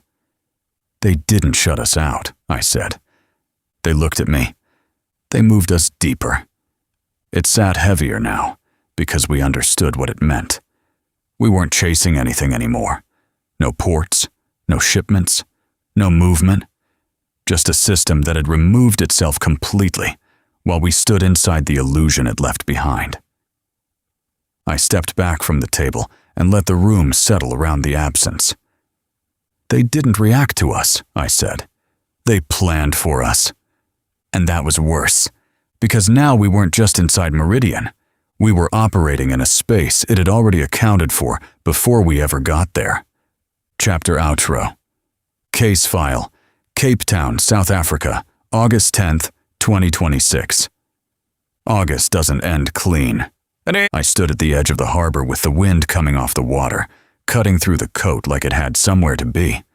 The dock stretched out in front of me, steel and concrete holding the shape of something that had already moved on. The cranes were still. The lanes were empty. The lights stayed on because no one had told them otherwise. That's how it looks when something leaves without breaking. It doesn't announce itself. It doesn't fall apart. It just stops being where you expect it to be. The air carried salt and diesel, the same as it had the night we first stepped into it. Nothing about the place had changed. That was the part that stayed with you. You can walk the same ground, trace the same lines, stand in the same space, and still be looking at something completely different. Cape Town doesn't hide that from you. It lets you stand there long enough to realize it yourself. We didn't lose in August. That's what most people would write down if they were trying to make sense of it. Ports cleared, systems gone, no arrests that held, no structure left to push against. It looks like a loss if you measure it the way people usually do. That's not what happened. We moved, not forward, not backward, deeper. Meridian didn't break. It didn't collapse. It didn't even slow down. It shifted layers the same way it always had, just far enough ahead that by the time we recognized it, the move was already complete. We hit the ports. We found the cargo. We pulled Jessica out of something that never really let her go. And in return, they removed everything else. Clean. Controlled. Gone. Not because we forced it, because we reached the point where we were no longer supposed to stay. That's the difference between chasing something and stepping inside it. As long as you're outside, the system reacts. It adjusts. It gives you something to push against. The moment you cross into it, that changes. It doesn't react anymore. It starts placing you. Jessica wasn't a rescue. She was a marker. Milo wasn't a mistake. He was an entry point. Eric wasn't collateral. He was correction. And me, I wasn't closing in. I was being allowed to see just enough to keep going. That's August. It doesn't give you answers. It gives you clarity you didn't ask for. The kind that settles in your bones and doesn't leave when the temperature drops. The kind that changes how you move whether you want it to or not. The harbor stayed quiet. No movement on the water. No engines turning over. No late-night crews working angles that don't show up on any report. Just space where something precise used to exist. It looked empty. It wasn't. Nothing that controlled ever is. Somewhere beyond the waterline, beyond the routes we mapped and the systems we thought we understood, Meridian was still running. Not where we left it. Not where we expected it. Somewhere else. Somewhere deeper. Somewhere that had already accounted for the way we think, the way we move, the way we close in on something we believe can be found. And now, we knew just enough to follow. That's the problem with understanding something like this. Once you see it, you don't get to step back out and pretend it's still a case. You don't get to file it, label it, close it out, and move on to something that makes sense on paper. It stops being something you work. It becomes something you're inside. I stayed there longer than I needed to, watching the water move without direction, listening to the kind of quiet that only shows up after something has already happened. The city carried on behind me like it always does, unchanged on the surface, shifting underneath. August doesn't close the door. It shows you there was never one to begin with. It leaves you standing in the cold with just enough truth to keep walking. I turned away from the harbor and started back toward the city, toward the work that doesn't end just because the ground underneath it changes. There's always another layer, always another angle, always something just out of reach that makes you think you can get there if you keep moving. That's where September starts, not with answers, not with control, with momentum, because September doesn't wait for you to catch up. It rises